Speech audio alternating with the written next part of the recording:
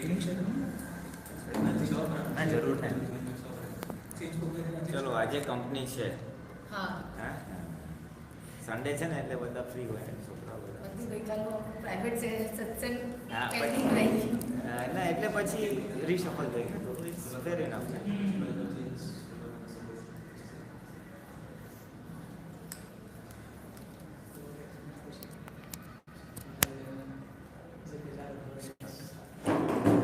આપણે ત્રિમંત્રથી શરૂ કરીએ. નમો વિતરાગાય, નમો વિતરાગાય, નમો અરિહંતાણમ, નમો અરિહંતાણમ, નમો સિદ્ધાણમ, નમો સિદ્ધાણમ, નમો આયરિયાણમ, નમો આયરિયાણમ, નમો વત્સાયાણમ, નમો વત્સાયાણમ, નમો લોય સવ સામણ, નમો લોય સવ સામણ, એસો પંચન મુકારો, એસો પંચન મુકારો, સૌપપાવપનાસનો, સૌપપાવપનાસનો, મંગલાણં ચ સવેસેન, મંગલાણં ચ સર્વેષાં, પરમાવૈ મંગલં. પરમાવૈ. ઓમ નમો ભગવતે વાસુદેવાય, ઓમ નમો ભગવતે વાસુદેવાય, નમઃ શિવાય, ઓમ નમઃ શિવાય, જય સચ્ચિદાનંદ. જય સચ્ચિદાનંદ.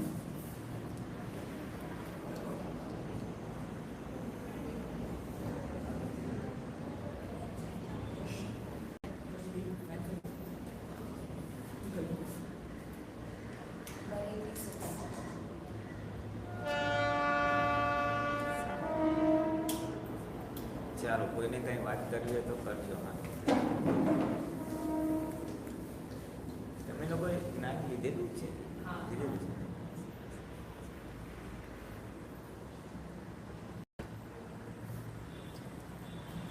કંઈ વાત કરવાની છે? પૂછવું છે કંઈ? હા બોલો. અત્યારે જ્યારે ભણવાનું હતું જ્ઞાન તો અગલા વર્ષે થઈ ગયું, સમજ પણ નથી. તો પહેલાં એકદમ બરાબર વિધિ રોજ બરાબર ખાય, પાછળના પણ રહેવાની ટ્રાય કરે, પણ જે રીતે ભણવાનો લોડ વધતો ગયો, ખાલી ભણવાનું ધ્યાનમાં આવે, દાદામાં તો યાદ આવે છે એટલે ક્યારેક મગજ ફરી જાય, ક્યારેક કંઈ યાદ ના આવે, ક્યારેક ભૂલી પણ જવાય કરવાની, તો ક્યારેક રિગ્રેટ થાય કે નહીં થઈ, પણ પછી એનો અફસોસ જે હોવો જોઈએ કે આજે રહી ગઈ મને, એ થતું નથી. અત્યારે પાછું નોર્મલ નહીં થઈ ગયું, પણ જે હોવું જોઈએ પ્રોગ્રેસ એ દેખાતું નથી. એના માટે શું ભણવાની સાથે પ્રેશર કેવી રીતે લાગે છે? એટલે કેવું છે કે તમારે અત્યારે ડિસ્ચાર્જ મોહ બી રહેવાનો અને આ ભણવાનું પ્રેશર બી રહેવાનું, ખ્યાલ આવે ને? એટલે ખરી રીતે છે ને, ખરી રીતે ભણવાનું જે પ્રેશર છે ને એ જો આ વિધિ થાય ને તો ઘટે, પણ એ જે બુદ્ધિ એક્સેપ્ટ કરે ને એને કારણ કે ઓલો જૂનો ધક્કો વાગવાનો હોય ને, you have to study hard work. હવે આ એ આપણું મન વચન કયા આપણું ફાઇલ નંબર 1 લઈને આવેલું છે, લઈને આવેલું છે. જ્ઞાન વિધિ વખતે શું થાય છે, ખાલી આપણી સમજ બદલાય છે, બિલીફ બદલાય છે કે હું શું નામ તારું? હર્ષલ. હું હર્ષલ નથી, હું શુદ્ધાત્મા છું. હવે ખાલી બિલીફ બદલાય છે એટલે રોંગ બિલીફ ફ્રેક્ચર થાય છે ને રાઈટ બિલીફ બેસે છે. રોંગ બિલીફ ગઈ નથી, ખાલી ફ્રેક્ચર થઈ છે. હજી હું હર્ષલ છું એનો ભાગ ડિસ્ચાર્જમાં થોડોક રહેવાનો, ખ્યાલ આવે? હા, એટલે આ થોડું અપ એન્ડ ડાઉન આવશે, પણ એ અપ એન્ડ ડાઉન ઓછું ક્યારે થશે? અપ એન્ડ ડાઉન ઓછું ક્યારે થશે તો કે જ્યારે આ વિધિ કરવાથી કે આજ્ઞા પાડવાથી તમને શું ફાયદો થાય છે એ જણાશે. હવે નહીં થાય એવું બનશે, એની સામે ઉપાય શું છે તો કે મને રોજ વિધિ કરી શકું એવા સંયોગો પ્રાપ્ત થાવ, મને રોજ વિધિ કરી શકું એવા સંયોગો પ્રાપ્ત થાય એ મને શક્તિ આપો, મને શક્તિ આપો. બસ હવે આ બે વસ્તુની પ્રાર્થના હશે ને એટલે સંયોગ બી મળશે અને શક્તિ બી મળશે. એટલે you will get time in time, એ એક્ટિવિટીઝની વચ્ચે ટાઈમ મળી જશે. એમ થશે ચલો થોડો મારી પાસે 15 મિનિટ છે, હું એક નમસ્કાર વિધિ કરી લઉં છું, તો થોડું આટલું છે તો હું ચરણ વિધિ કરી લઉં છું.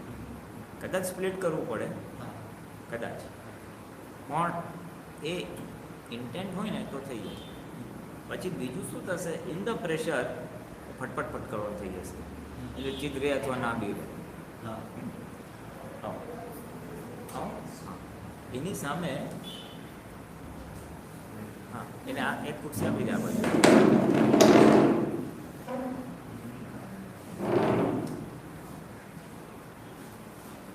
એટલે એમાં આ બનશે થોડુંક ધીઝ આર હેપનિંગ્સ, કારણ કે એ જૂનો અભ્યાસ છે ને આપણી પાસે, અને બોમ્બેનું લાઈફ જરાક ટાઈમની મારામારી પણ.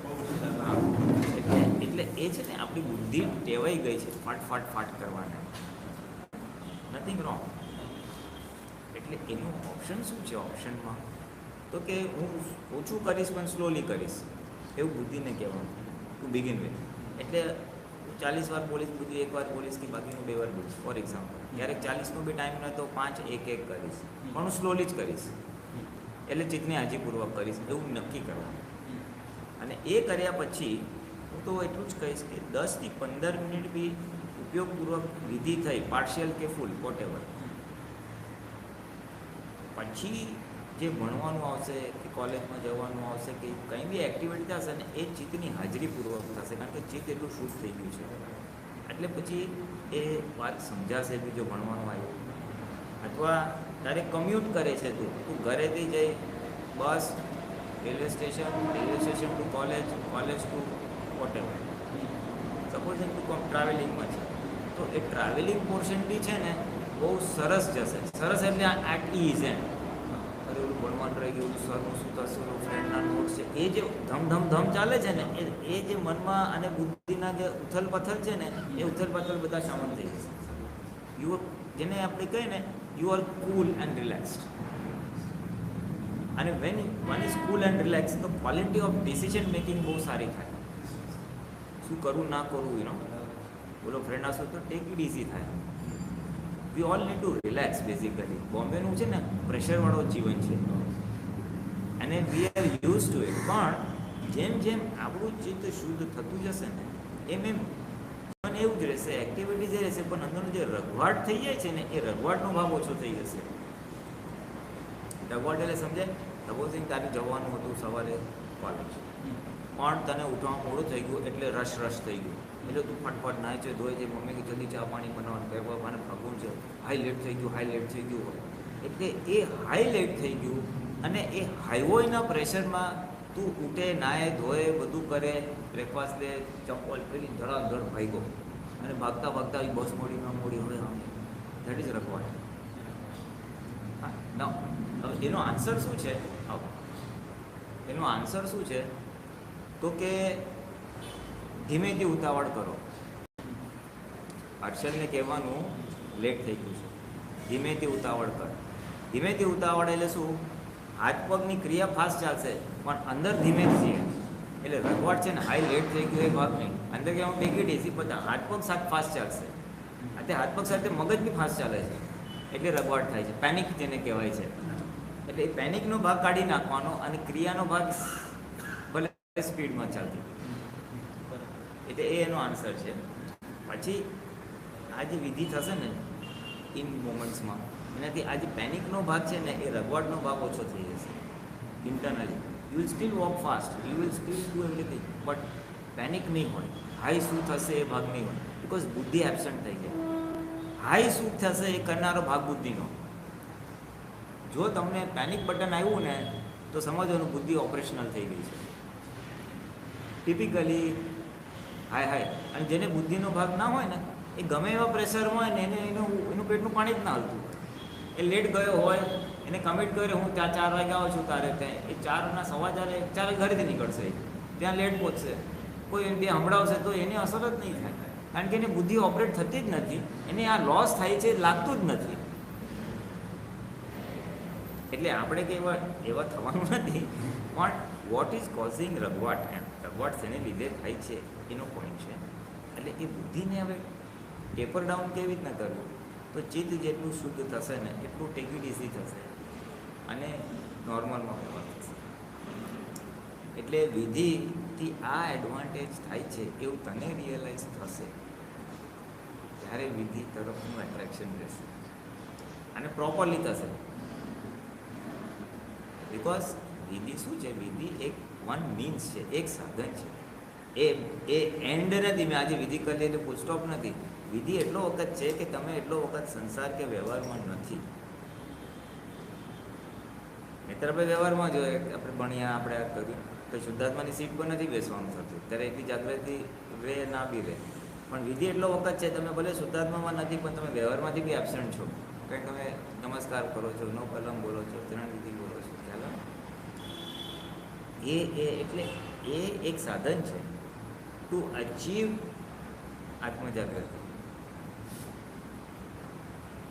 એટલે એ સાધન સારી રીતે કરાય અને એ સાધનથી આટલો ફાયદો થશે. એમ જેમ જેમ તારું રિયલાઇઝેશન થશે એમ તું પછી એ તરફ વળીશ. then that will become your sole criteria for handling crisis. મુશ્કેલી આવે ને ત્યારે તને એમ થશે ચાલ હું જરા વિધિ બોલી લઉં, મને કાંઈ સમજ નથી પડતી, હું 10 મિનિટ કીર્તન ભક્તિ કરવું પડે, કાં તો સિમંદર સ્વામીને 50 વાર નમસ્કાર કરું. એટલે એક એકાગ્રતા થાય અને એક ડિવાઇન ગ્રેસ મળે અને પછી અંદરથી આપણને પ્રેરણા થાય આ કરો. ક્યારેક સમજ ન પડતી હું આ કરું આ કરું. એટલે એનાથી એ થશે અને એમ કરતાં કરતાં પછી થોડી આજ્ઞા બી ઇન્ટિગ્રેટ થશે કે ભાઈ શુદ્ધાત્મા થોડુંક જોઈએ.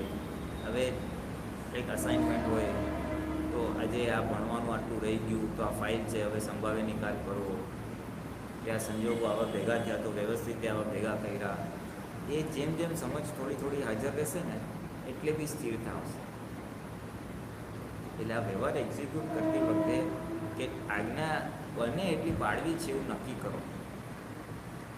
બોમ્બેમાં તો કમ્યુટ કરવાનું હોય એ તમે ટ્રેનમાં હો, તમે રસ્તા પર ચાલતા હો તો શુદ્ધાત્મા જોતા જોતા જઈએ. એટલું એ તો પ્રેક્ટિસ કરવી પડશે, થોડું હેન્ડલ મારવું પડશે. એટલે એ ઇનિશિયલ હેન્ડલ પછી ટેવ પડી જશે કે રસ્તામાં ચાલવાનું છે. હવે તારે સ્ટેશનથી ઓફિસ કે ક્યાંક જવાનું હોય તો વોકિંગ હોય તો 10 મિનિટ શુદ્ધાત્મા જોતા જોતા જ જવાનું. એટલે અનાપશના વિચાર બી ના આવે અને શુદ્ધ ઉપયોગ થઈ જાય. ગોઠવીશ પછી પ્રેક્ટિસ થઈ જશે, પછી અનકોન્શિયસલી ચાલુ જ થઈ જશે.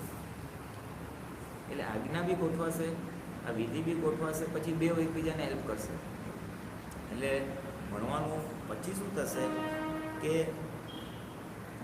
કોઈ ટૉપિક કવર કરતાં 4 કલાક લાગતા હોય ને તો આપણું ચિત્ત એટલું શુદ્ધ થયું હોય કે આપણને ગ્રાસ્પિંગ પાવર સારો થઈ ગયો, વાત સમજાઈ જાય, યાદ રહી જાય. એટલે જે વસ્તુ 4 કલાક લાગે છે પછી કદાચ 3 કલાકમાં નથી છે. આપણું અટેન્શન ડિવાઈડ થઈ જાય છે આજે શું વોટ્સઅપમાં, ફેસબુકમાં ને આમાં ને પિક્ચરમાં. એટલે એ જેટલું પોલ્યુશન ઓછું ને એટલું ભણવામાં હેલ્પિંગ. એટલે આઈ એમ નોટ સેઇંગ સ્ટોપ, કારણ કે હવે એક પ્રેક્ટિકલ જ નથી. તમારો સોશિયલ કનેક્ટિવિટી બધા સાથે એટલી હાઈ હોય ને, જો તમે ના કહો તો તમે આઉટકાસ્ટ થઈ જાઓ. ત્યારે માલુમ નહીં શું છે, ક્યાં છે, તો કઈ દુનિયામાં ફરે છે. પણ એમાં ભાવના રાખવાની કે મિનિમમ કરું તો સારું. એટલે બધા જ સોશિયલ મીડિયામાં રહેવું ના રહેવું યુ ડિસાઇડ. એટલે Facebook plus WhatsApp plus Instagram plus 2-3 છે નામ તો કંઈક, હા, ટ્વિટર ને બધું, યુટ્યુબ, હા. એટલે યુ સી, એટલે સમવેર શું કહેવાય કે વર્કિંગ કોમ્પ્રોમાઇઝ કરવાનો છે. આપણી ઈચ્છા ના હોય તો સંજોગ દબાણને જે ખાલી કનેક્ટિવિટી વિથ ફ્રેન્ડ્સ રાખવું હોય તો એમ, અને બધામાં હાય હેલો ને કોમેન્ટ્સ આપવું જરૂરી નથી. મેં જસ્ટ સ્ક્રોલ ઇટ આઉટ. એટલે એ ડિસ્ક્રિપ્શન તમારે લાવવાનું છે કે મારું ચિત્ત મારે મિનિમમ મારે આમાં જવા દેવું છે. એ નિર્ણય તમારે કરવાનો. એ પ્રમાણે થયું ના થયું જુદી વાત છે, પણ એક ડિસિઝન મેકિંગ તો હોવું જોઈએ ને. મારી ઈચ્છા આવી છે પણ સંજોગના દબાણમાં આટલું થયું ને આટલું નથી. એ શું કામ, જ્યારે દબાણ હટી જશે ને ત્યારે તમારા પ્રમાણે કુદરત કરશે. પણ આપણું અપ્રોચ તો હોવો જોઈએ ને કે વોટ ઇઝ ડિઝાયર. તમે નાના છો, દાદાનું મળ્યું છે એટલે થોડુંક અંદરની હેપીનેસ છે, થોડુંક શુદ્ધ ચિત્તના એડવાન્ટેજીસ છે. એટલે શું છે કે તમને બીજા બધા કરતાં થોડા જુદા છો અને બીજા બધા કરતાં દુનિયામાં બી તમે સારી રીતે પ્રગતિ કરી શકશો. સારી રીતે એટલે તમે ભણતા હો તો ભણવામાં, તમે જોબ કરતા હો તો જોબમાં યુ વિલ બી લિટલ મોર કૂલ. ત્યાં કોઈકને ઈગો વાગી ગયો હોય તો હું જોઈ લઈશ ને, વેર ઝેર ને, ભૂલે નહીં ને, ટીકા ટિપ્પણ ને. તમે રિસેન્ટ જલ્દી થઈ જાઓ, ચાલો આપણો હિસાબ છોડો ને, ફગેટિંગ વાળો પોર્શન બિકોઝ ઓફ દાદાસ જ્ઞાન તમને હેલ્પ કરશે. અને એ જ પ્યોરિટી તમને તમારા પર્સનલ લાઈફમાં, તમારા પ્રોફેશનલ લાઈફમાં બધામાં હેલ્પ કરશે. એટલે see when nothing works, prayer works. એટલે જ્યારે કાંઈ ના થાય, દાદા હે દાદા મારે આ વિડીયો કરવી છે, નથી થતી, મને શક્તિ આપો. હે દાદા ભગવાન મારે આટલું કરવું છે, નથી થતું, મને શક્તિ આપો. એ શક્તિ માગવા તે શું થાય, આપણામાં એ શક્તિ આવે. અને બહુ સાયન્ટિફિકલી સમજવું હોય ને તો શું કરીએ છીએ કે આપણે કુદરતમાં ટેન્ડર ભરીએ છીએ, this is what I want, એ પછી કુદરત પછી એ પૂરું કરે. એવા સંયોગો ઉત્પન્ન. તમે વ્યવહારનું માગો છો તો વ્યવહારનું ઊભું થાય છે, નિશ્ચયનું માગો તો નિશ્ચયનું ઊભું થાય છે. તમને એડવાન્ટેજ શું છે નાની ઉંમરમાં કે શું માગવું એ તમને ખબર પડી. રિલેટિવ માગવું કેટલું અને રિયલ માગવું કેટલું, સ્ટ્રાઇક ઓફ બેલેન્સ. એટલે નક્કી પણ કરો તો પાછું રિસેટ થાય. This will happen, don't worry. દાદા અમને શું કહેતા ખબર છે કે પ્રકૃતિ તો પડી જાય એટલે કે આપણી આજ્ઞા ના પડાય, વિધિ ના થાય, દોષો થાય, પણ આપણે ઊભી કરવાની. એ પડે આપણે ઊભી કરવાની, એ પડે આપણે ઊભી કરવાની. Because this is this age. આ એજમાં ડિસ્ચાર્જ મોનો ફોર્સ બહુ વિશેષ હોય, ફૂલ ફ્રોમ. અને તમે તમારું સરાઉન્ડિંગ બી એવું જ હોય, ફ્રેન્ડ સર્કલ બી. તમે આઇસોલેટ થઈ ગયો, જ્ઞાનવાળા તમે, બાકી બધા નોન જ્ઞાનવાળા હો. તમે શું હિસાબ, ટોપિક્સ ઓફ ડિસ્કશન બી બધા એ જ હોય. એટલે ઇટ્સ અ બિગ ચેલેન્જ. એટલે ત્યાં દાદા શું કીધું, પ્રકૃતિ પડે આપણે ઊભી થવાનું, પ્રકૃતિ પડે ઊભી થવાનું. પણ એટલે over a period of time શું થશે, આપણું graph up and down, up and down, up and down. પણ 1 વર્ષ પહેલાં અને 1 વર્ષ પછી જોશું તો આમ ઓવરઓલ વધ્યું હશે. એટલે ડિસહાર્ટન નહીં થઈ જવાનું કે સારું યાર નથી થતું, હું કરીશ. અને 10 વાર પડી 10 વાર કરીશ. એ કરતાં કરતાં તો પ્રકૃતિનો ભાગ છે ને, મન વચન કાયા, એ ડિસ્ચાર્જ થતો ભાગ છે. અને આપણે નથી છૂટા એવા આત્મા છે, એટલે આપણે સેપરેટ હોવાથી છેવટે આપણા પ્રમાણે થશે. એનો ફોર્સ ઘટશે એટલે આપણા પ્રમાણે કરવા દેશે ને. એટલે પ્રકૃતિ જ્યાં મોક્ષ માર્ગમાં બાધક હોય, પ્રકૃતિનો ભાગ એની ઓપોઝિટ ચાલવાનો છે. ઓપિનિયન હોય છે, આ ન હોય, અભિપ્રાય તો બદલાય, બદલાય તો પછી નવકર્મ તો બધાને ખબર જ છે. Navkarm is the master key for વ્યવહાર. શું ખપે ને શું ના હોય. કોઈનું હમ ના દુભાય, ધર્મનું પ્રમાણ ના દુભાય, અભાવ તિરસ્કાર ના થાય, કઠોર ભાષા ના થાય, વિષય વિકાર ના થાય. ખાસ તો વિષય વિકાર સાચવજો. તમે લોકો બધા યંગ છો ને, અને બોમ્બેનું વાતાવરણ બી એવું છે. અને આજકાલ તો બોમ્બે કે નોન બોમ્બે, ઇન્ટરનેટ તો બધે જ છે. એ જરા સ્લીપરી વસ્તુ છે, ખ્યાલ આવે ને, એમાં ચિત્ત ખેંચાઈ જાય. એટલે એ શક્તિ ખાસ માંગે મને, નિરંતર નિર્વિકાર રહેવાની શક્તિ આપો, નિરંતર નિર્વિકાર રહેવાની શક્તિ. અને વિષયના વિચારને બધું આવે ને તો એને ઉગતાની સાથે કાઢી નાખવાનું, કાઢી નાખવાનું. અને ડાયવર્ઝન આપી દેવાનું. ચિત્તને બીજી કોઈ જગ્યાએ રોકી દેવાનું. કંઈ સ્પોર્ટ્સમાં રોકી દીધો, 5-10 મિનિટ માટે કંઈ વર્લ્ડ કપ મેચ હોય જે તમને ગમતો તો એ વિઝ્યુલાઇઝ, શું શોટ માર્યો હતો, શું સિક્સો હતો. એટલે આ બાજુથી આ બાજુ જતું રહ્યું, પછી ટાઈમ નીકળી ગયો એટલે પછી આને કાઢી નાખવાનું. આ ઇન્ટિરિયમ મેજર છે ખાલી, હાઉ ટુ પુલ આઉટ. કારણ કે ઓલું તો જકડી રાખે, છોડે જ નહીં તમે. એમાંથી ઉગતાની સાથે કાઢી નાખો મનના લેવલે, અને ચિત્તને ડાયવર્ટ કરી નાખો તો મેં સેફ ઝોનમાં આવી જશે. અને ઇટ્સ અ કોન્સ્ટન્ટ પ્રેક્ટિસ. જ્યારે જ્યારે ઊભું થાય ત્યારે આવે. એમાં તમે મોટો એડવાન્ટેજ છે.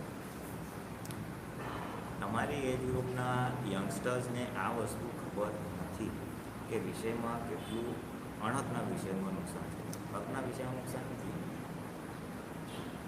અને વિષય ઇઝ વન ચેપ્ટર, પણ ઓવરઓલ ચિત્ત બહુ અશુદ્ધ થાય છે.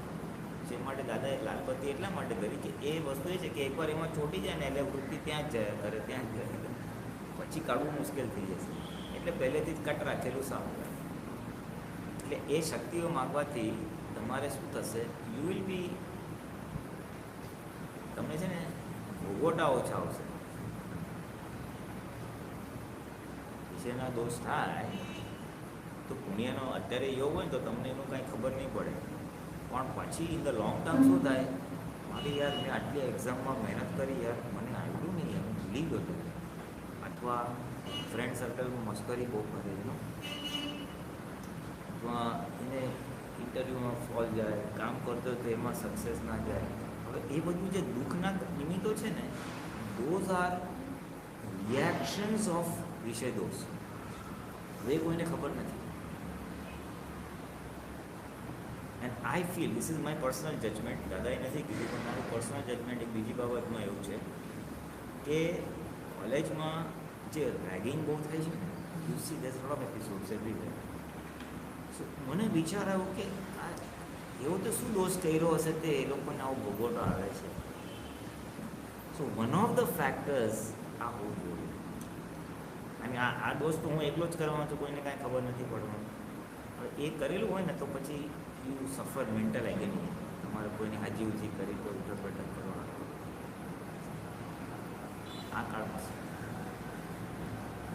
એટલે આપણે જે વ્યવહારમાં અમુક સેટબેક્સ આવે છે ને, સેટબેક્સ એટલે શું છે? એનાથી આપણે ખાલી સફરિંગ જ થાય છે. હા યાર, મેં આટલી મહેનત કરી, મને માર્ક્સ ના આવ્યા, મારે ભણવું છે પણ ભણાતું નથી, કોકના સાંભળવું પડે, કાંઈ ના થાય તો મમ્મી પપ્પા સાથે ઝઘડા થઈ જાય. હવે એ એમને ઝઘડા નથી થતા, તું મારી સાથે કટકટ નહીં કર એમ કહેશે. હવે કટકટ એમને નથી કરતી, એ કટકટથી તને દુઃખ થાય છે. અને દુઃખ છે ને થાય તો કે મેં આ બધું ગુનો કર્યો એટલે હરી ફરીને કુદરત પનિશમેન્ટ આપે, પણ આ રીતે આપે છે. People don't know this correlation. આ કોરિલેશન તો દાદા ભગવાને ખુલ્લું કરેલું છે. કેવું છે કે મન એટલું બધું વીક પડી જાય છે એમાં. તમે કોઈ માણસ કશું બીતે ને એના પ્રભાવમાં આવી જાય કે તું આવું કરે છે, મારાથી આવું. એટલે મન આપણું જે સ્ટ્રોંગ રહેવું છે ને કોઈ બી એની સામે સ્ટ્રોંગનેસ જતી રહે આપણે. હા, પણ એ શેને લીધે એવું થાય છે લાગે છે? આ વિષયમાં લીધે હા, મન બહુ નબળું પડી જાય. હા, મન નબળું પડી જાય.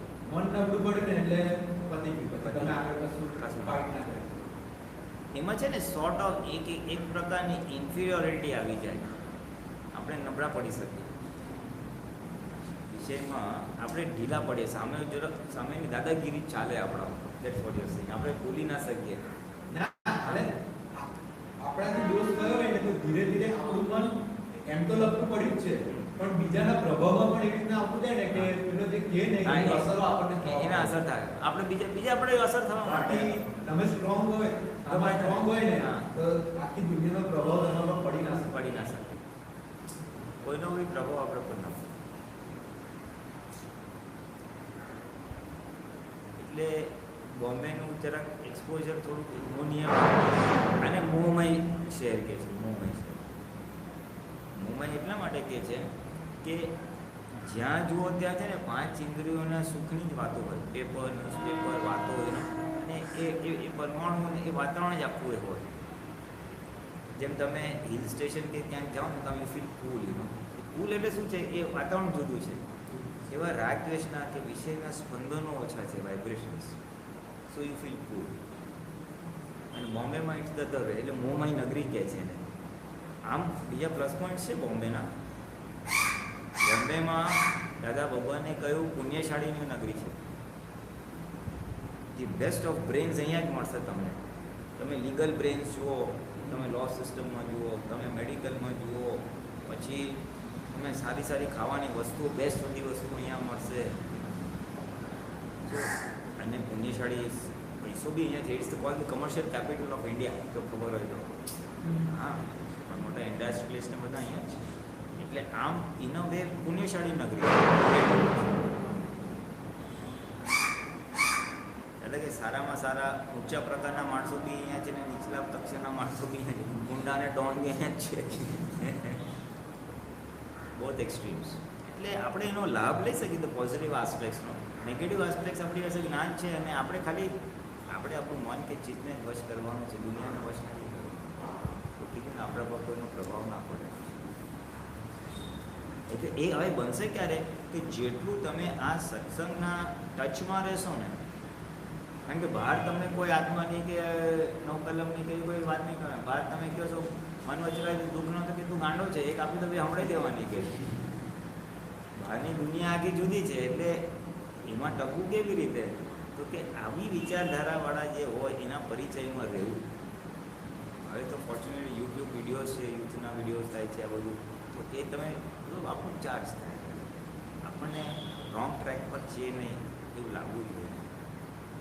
એટલે સત્સંગનો પરિચય, દાદા આપનો અખંડ સાનિધ્ય આપો, આપના સર્વોત્કૃષ્ટ સદગુણો મારામાં પ્રગટ થાવ. જે તમને શબ્દો ફાવે એવી તમે ભાવનાઓ બી કરશો ને તો કુદરત તમને હેલ્પ કરશે. કોઈ બી બાબતમાં અટકો, ભણવામાં, જ્ઞાનમાં, વિષયમાં, ગમે ત્યાં અટકો ને કે કોઈ સાથે અથડામણ થતી હોય વ્યવહારમાં, એવરીવેર ઇફ યુ અટકો તો પ્રાર્થના કરશો દાદા અમને રસ્તો બતાવો તો રસ્તો નહીં મળશે. અને તમે લખી છો નાની ઉંમરમાં મળી ગયું છે ને, તો અત્યારથી દાદાના કોર પ્રિન્સિપલ્સ જે છે ને થોડા સમજી લેવાના, સુખી થવાના પ્રિન્સિપલ્સ લેવાના, કે મન વચન કાંઈ દુઃખ ન હોય ફંડામેન્ટ. કોઈ દુઃખ આપે તો આપણું જમા કરી લો. પછી નંબર 3 આપણે બને એટલું ઓબ્લાઇજ કરવું છે બધાને. An attitude of obliging nature where possible. એનું ઓપોઝિટ જો તે સ્વાર્થી હોય માણસ, મારું પહેલાં પછી થયું, પણ હિયર યુ ફર્સ્ટ આઈ. અને બીજા માટે તમે સુખ આપ્યું ને, કુદરત તમને રિટર્ન થેન્ક્સ કરે છે. એટલે આ કોર પ્રિન્સિપલ્સ દાદાના તમને જેમ જેમ સમજાતા જાય ને, પછી તમારી 5 વર્ષ પછીની લાઈફ છે ને એ પ્રિન્સિપલ્સના આધારે જ ચાલશે. પછી તમારું આગળનું જીવન સારું થશે. અને આજ્ઞા તો બેઝમાં છે જ, આજ્ઞા તો બેઝમાં જ છે. તમારે ફાઇલનો સંભાવ્ય નિકાલ અને શુદ્ધાત્મા જોવાનો આ 2 ભાગ બી રાખશો ને તો ઘણું બધું હેલ્પ થશે. હવે કંઈ બીજી વાત કરવી હોય તો આ તો થોડી તરફ. હા, આપણે જે મોહની વાત કરી ને, હા. કે આપણને મોહ હોય એટલે આપણું ચિત્ત ઘડી ઘડી એટ્રેક્ટ થાય, એને કેવી રીતે ટેકલ કરવું, મોહથી કેવી રીતે છૂટવું? મોહને છૂટવા માટે 2 રસ્તા છે. અને એમાં પાછા બે મેઇન કેટેગરીઝ છે. એક વસ્તુનો કે એક્સપિરિયન્સીસનો મોહ હોય છે, કે આપણે બહાર ફરવા જઈએ, વસ્તુ ખરીદીએ જેવી રીતે. બીજું વ્યક્તિઓનો હોય છે, કે જેના પ્રત્યે આપણને રાગ હોય, પેરેન્ટ્સ કહો, સ્પાઉસ કહો, બધા એ બંનેને કેવી રીતે હેન્ડલ કરવા વિધાઉટ હર્ટિંગ એનીવન્સ ફીલિંગ. એ ડિસ્ચાર્જ મોહનું બેઝિક ફંડામેન્ટલ પ્રિન્સિપલ શું છે ખબર છે? કે ગયા અવતારે એનો પ્રશ્ન સમજાવી દઉં બધાને. એ શું કહે છે કે હજી મને આકર્ષણ થાય છે 5 ઇન્દ્રિયોના સુખ ભોગવવાના. એટલે કઈ વસ્તુ આપણને આકર્ષણ થાય, ફરવાનું આકર્ષણ થાય, ખાવાનું આકર્ષણ થાય, કપડાનું આકર્ષણ થાય. That is number 1. અને નંબર 2, વ્યક્તિ માટે આપણને રે થોડોક રાગ છે કરવાના નજીક. એટલે મોહનું રૂપ શું છે? તો કે ગયા અવતારે આમાં સુખ છે એવું આપણે ચાર્જ કરી લાવ્યા છે. ખાવા પીવામાં સુખ છે, બીજાનું જોયું હોય કે અધરવાઇઝ બી આપણે જોયું આટલું શું જલસા કરે છે, વર્ષમાં 2 વાર બહારગામ ફરવા જવું, આખું હોટેલમાં જાય છે, મજા આવશે. હવે એ બીજાનું જોઈને અથવા આપણે અધરવાઇઝ બી એક ચાર્જ થઈ ગયું કે આ કરવામાં સુખ છે અને આ મને જોઈએ છે, એવું ચાર્જ થઈ ગયું છે. એવા ઓપિનિયન માર્યા છે. એટલે આ અવતારે તમને એવા વિચાર આવશે, જે આ ખાઈએ, આ કરીએ, ના પાડો ને તો એ આવ્યા જ કરશે. દેટ ઇઝ ધ રિઝલ્ટ કે ગયા અવતારે આવું ચાર્જ થયું. એટલે ફર્સ્ટ થિંગ ટુ રિયલાઇઝ કે આ શું કામ થાય છે. સુખની માન્યતા એમાં કોરોવાયેલી છે માટે. કોઈને પાના રમવાનો શોખ, કોઈને ચેસનો શોખ, કોઈને બીજા સ્પોર્ટ્સનો શોખ, કોઈને વાંચવાનો શોખ, કોઈને ટીવીનો શોખ, અનેક પ્રકારે 5 ઇન્દ્રિયોના હોય, કોઈને સંગીતનો શોખ. હવે બી ચારિત્રમો છે. પછી ઠીક છે, દાદાનું કરે તો એને બેનિફિટ છે એટલું કે નવા પદો ગાય ને બધું કરે. એ થોડું કે વિતરાગની ભજના કરે છે તો છેવટે વિતરાગ તરફ જ લઈ જશે.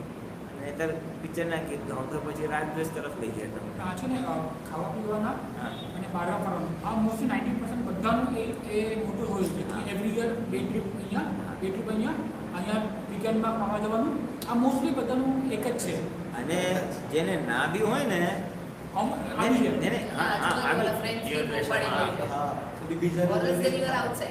હા એ તમને નહીં બી હોય ને તો ફ્રેન્ડ્સને લીધે. અને ફિઝિકલ ન હોય તો આજકાલ તો ફેસબુકમાં ઓલા ફોટા મૂક્યો ને હેવિંગ ઇન રેસ્ટોરન્ટ ગાડી હોય એટલે આપણે ઊભું થઈ જાય મારે જવું. એમાં તો મને એ ટેન્શન નથી બીકોઝ હું ફેસબુકને નથી, પણ આ ફ્રેન્ડ્સની કોણ શું થઈ જાય છે, અરે તું તો આવતી જ નથી, તું તો આવતી જ નથી. એને ખ્યાલ એટલે હવે 2 વર્ષથી સત્સંગ ઓછું થઈ ગયું. બરોડા ખાતે બહુ જ્યારે એટલું સત્સંગ થઈ ગયું, મતલબ ઓલે તું હિમાલયમાં મતલબ એવા કમેન્ટ્સ નહીં બધું આવે ને, પણ એ ચાલતું હતું 2 વર્ષમાં. 1 વર્ષ લાસ્ટ વર્ષ મને બહુ જેમ આમ કીધું ને કે વિધિનું પ્રોબ્લેમ. પહેલાં જ્યારે લીધું જ્ઞાન એની પછીથી કન્ટિન્યુઅસલી ખાધું. વેરી જ્યારે કામ હતું, ઓફિસે જવાનું, ટ્રાવેલિંગ અને લોકડાઉનમાં ફર્સ્ટ વર્ષ અમે બધાએ પહેલાં મળીને પણ ઘણું કરતા હતા. પણ 2021માં મતલબ એટલું ભક્તિનું છે ને કે એવું નથી કે ટાઈમ નહોતો, પુષ્કળ ટાઈમ હતો. ઘરે જ જે વર્ક ફ્રોમ હોમ હતું, ઘરનું જ કામ હતું, ટાઈમ છે, ટીવી ચાલુ છે, ટીવી જોઉં છું. વિધિ કરવી છે, બેક ઓફ ધી માઇન્ડ છે, કરવી છે પણ એટલે લાસ્ટ 6 મંથ્સ તો એવા થયા હતા 2021ના કે થાતી જ નહીં ને એની વજહથી પછી બિહેવિયર પર જે બહુ અસર આવે, બહુ અસર એક્સ્ટ્રીમ અસર, આવે. કારણ કે ભક્તિની પ્રકૃતિ થોડી ક્રોધી છે તો એની ઉપર તો પછી વધારે જ ઇમ્પેક્ટ આવ્યું એટલે એનો મતલબ ટોન ને બિહેવિયર ને મતલબ ચીડચીડું ને એવું બધું થઈ ગયું. પછી પાછું હમણાં આવ્યા તો પછી દાદાનું એટલે દાદાનું હતું બરોડામાં તો ત્યારે પછી આપતા પુત્રને મહિલાને પણ થોડું ચાર્જ થયું તો હવે ના માટે પાકતું નહોતું. પણ મારા માટે લોકડાઉન વખતે મને પીપલ હાર્ડ ટાઈમ કે માણસ જોઈ શકતા હતા બટ ભક્તિ માટે તો એકદમ વિપરીત જ નીકળ્યું. હા, એટલે એ બને છે, બધાને બને છે. લોકડાઉનમાં પોઝિટિવ નેગેટિવ બે અસરો થઈ છે. એમાં આપણને આપણી પ્રકૃતિ ઓળખાય કે માલ ભરેલો શું છે. જો સત્સંગનું વાતાવરણ ના હોય તો અંદરનો ભરેલો માલ કઈ દિશાનો છે એ આપણને ખબર પડી. અંદર ભરેલો માલ શું છે તારે નહીં, everybody all of us in the same boat, minus mark જ છે બધાના. એટલે ઓળખાણ તો પડી. એટલે આનો ક્વેશ્ચન કે આ હું ભરીને લાવેલો છું કે લાવેલી છું, પણ એમાંથી નીકળવા માટે છે ને એટલે આમ કમિંગ ટુ ધેટ. પહેલાં તો આપણને કોઝ સમજવી પડે કે મારે નથી કરવું, મોંમાં ખેંચાવું નથી છતાં ખેંચાઈ જવાય છે, રિપીટેડ પુરુષાર્થ કરવા છતાં વાય, એ વાયનો હું ખાલી કોઝ કહું છું અત્યારે. વાયનો ખાલી કારણ આવો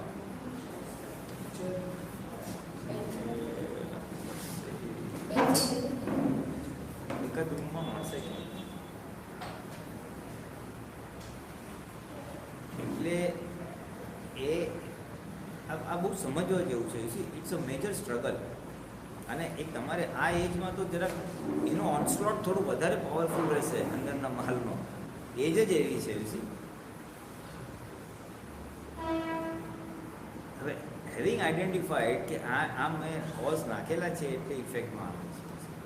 સુખનું આરોપણ કરેલું છે. I have impose happiness.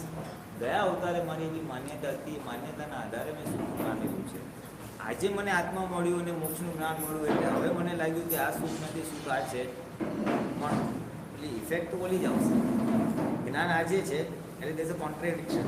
આજનું જ્ઞાન કે છે આત્મામાં રહેવું છે ને આ ગઈ ભૂત જ્ઞાન જે ભરેલું છે એ ભૂતગલમાં રહેવું છે, ખાઈ પીને જલસા કરે છે.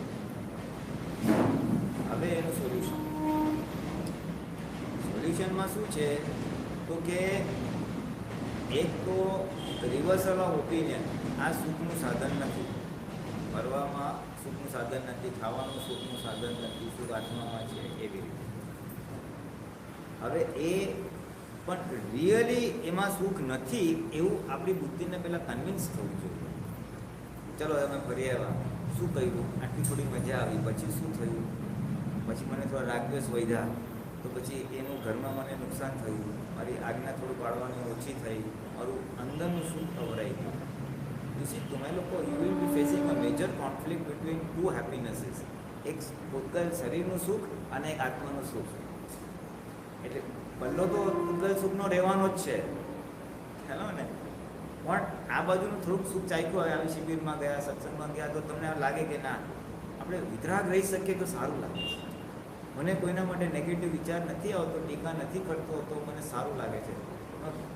આત્માનું સુખ તમને બીજું નહીં મળે કાંઈ, તમને ખાલી આટલી નિરાકુરતા જ દેખાશે. હું આત્માનું સુખ વાપરું છું પણ એ સુખનો કોઈ તમને અનુભવ અત્યારે નહીં થાય. એ છૂટું પડી ગયું ને મને જ્ઞાતા દ્રષ્ટામાં આવી ગયો, એ રિયલી આત્માનું સુખ છે. પણ હવે એ અત્યારે કેટેગરીમાં હું બોલતો જ નથી, કારણ કે you will not experience that at all now. પણ એ એક્સપિરિયન્સ કર્યું છે, પણ એનું ઇન્ડિરેક્ટ ફોલોઆઉટ શું છે તો કે નિરાકુરતા રહે છે, ઠંડક રહે છે, કોઈ બોલી જાય છે ટેક ઇટ ઇઝી થાય છે, હું લેટ ગો કરી દઉં છું, એ ફિલિંગ આવે. હવે એ feeling is a good thing. એવું તમારી બુદ્ધિને લાગવું જોઈએ કે પરમાનન્ટલી આ દશામાં રહે તો સારું. હું નોર્મલ છું, ટેક ઇટ ઇઝી છું, મારા ધાર્યા પ્રમાણે ના થયું તો બી ડિસ્ટર્બ નથી થવાતું, ધાર્યા પ્રમાણે થવું તો કોઈ એલિવેટ નથી થવાતું, એવું મને રહે છે. એ આત્મદ્રષ્ટિ પ્રાપ્ત થવાની નિશાની છે. પણ આ રહે તો બહુ સારું એવું પહેલાં તો પોતાને લાગવું છે. હું કહું છું એટલે નહીં ખ્યાલ. હવે તમારી બુદ્ધિને એટલે એક બાજુનું એક નિરાકુરતા જોઈ છે, આત્માની નિરાકુરતા જોઈ છે. એક બાજુ આત્માનું સુખ નથી વાપરતો, આત્મા નિરાકુરતા વાપરતો છે. અને એની ઓપોઝિટ સાઈડમાં આ વ્યવહારના સુખ પડ્યા છે કે ખાઓ પીઓ હરો ફરો બધું.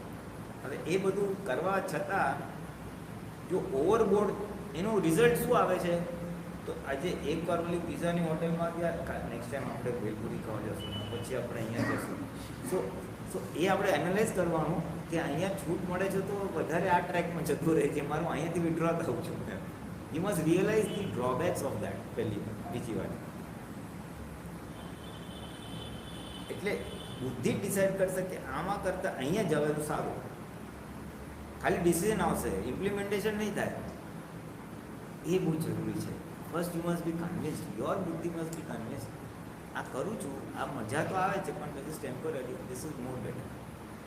એઝ અ પર્સન તરીકે મારો વ્યવહાર બી આદર્શ થશે, કોઈને દુખાડો નહીં થાય, હું લોકોને હેલ્પ કરી શકીશ, એ મારો આદર્શ વ્યવહાર થશે, અને આમાં વધારે આનંદ રહેશે. આત્માનો આનંદ તો હજી બોલતો જ નથી, ખાલી વ્યવહારની વાત કરું છું. વિતરાગતા એ નજીકની આવી ગઈ. બરાબર? એટલે પહેલાં તો આપણને કન્વિન્સ થવું જોઈએ, इसमें મજા હે. તમે અહીંયા શિફ્ટ નહીં થઈ શકો, ખાલી કન્વિન્સ થવું જોઈએ. પોલિસી ડિસિઝન જેને કહેવાય ને કે આ અમને લાત તો સાચી છે, ચાલી ન શકતો પણ આઈ બિલીવ દેટ. આમાં સપોઝ આપણે બહાર જવાનું મન થાય ખાવા માટે, મેં શું કર્યું છે કે સપોઝ પિઝા ખાવું છે તો હું કહી દઉં મમ્મીને કે આપણે 1 મહિનામાં એકવાર ઘરે જ કરીએ, બહાર નહીં જવાનું. તો એક ઓપ્શન ચાલે કે બહાર આપણે ઘરે જ એ આઈટમ કરી લઈએ. ચાલે ને, ઓપ્શન ચાલે. હું આવું છું, I am coming to the solution. પહેલાં મેં સમજાવું, ડિસ્ચાર્જ મોના કોઝ બતાવ્યા, પછી ડિસ્ચાર્જ મોની સામે આજના જ્ઞાનનું જસ્ટિફિકેશન પહેલાં આપણને થવું જોઈએ કે રાઈટ છે, મારો ફાયદો એમાં છે. ખ્યાલ આવે? હવે આવે છે એનો ઉપાય.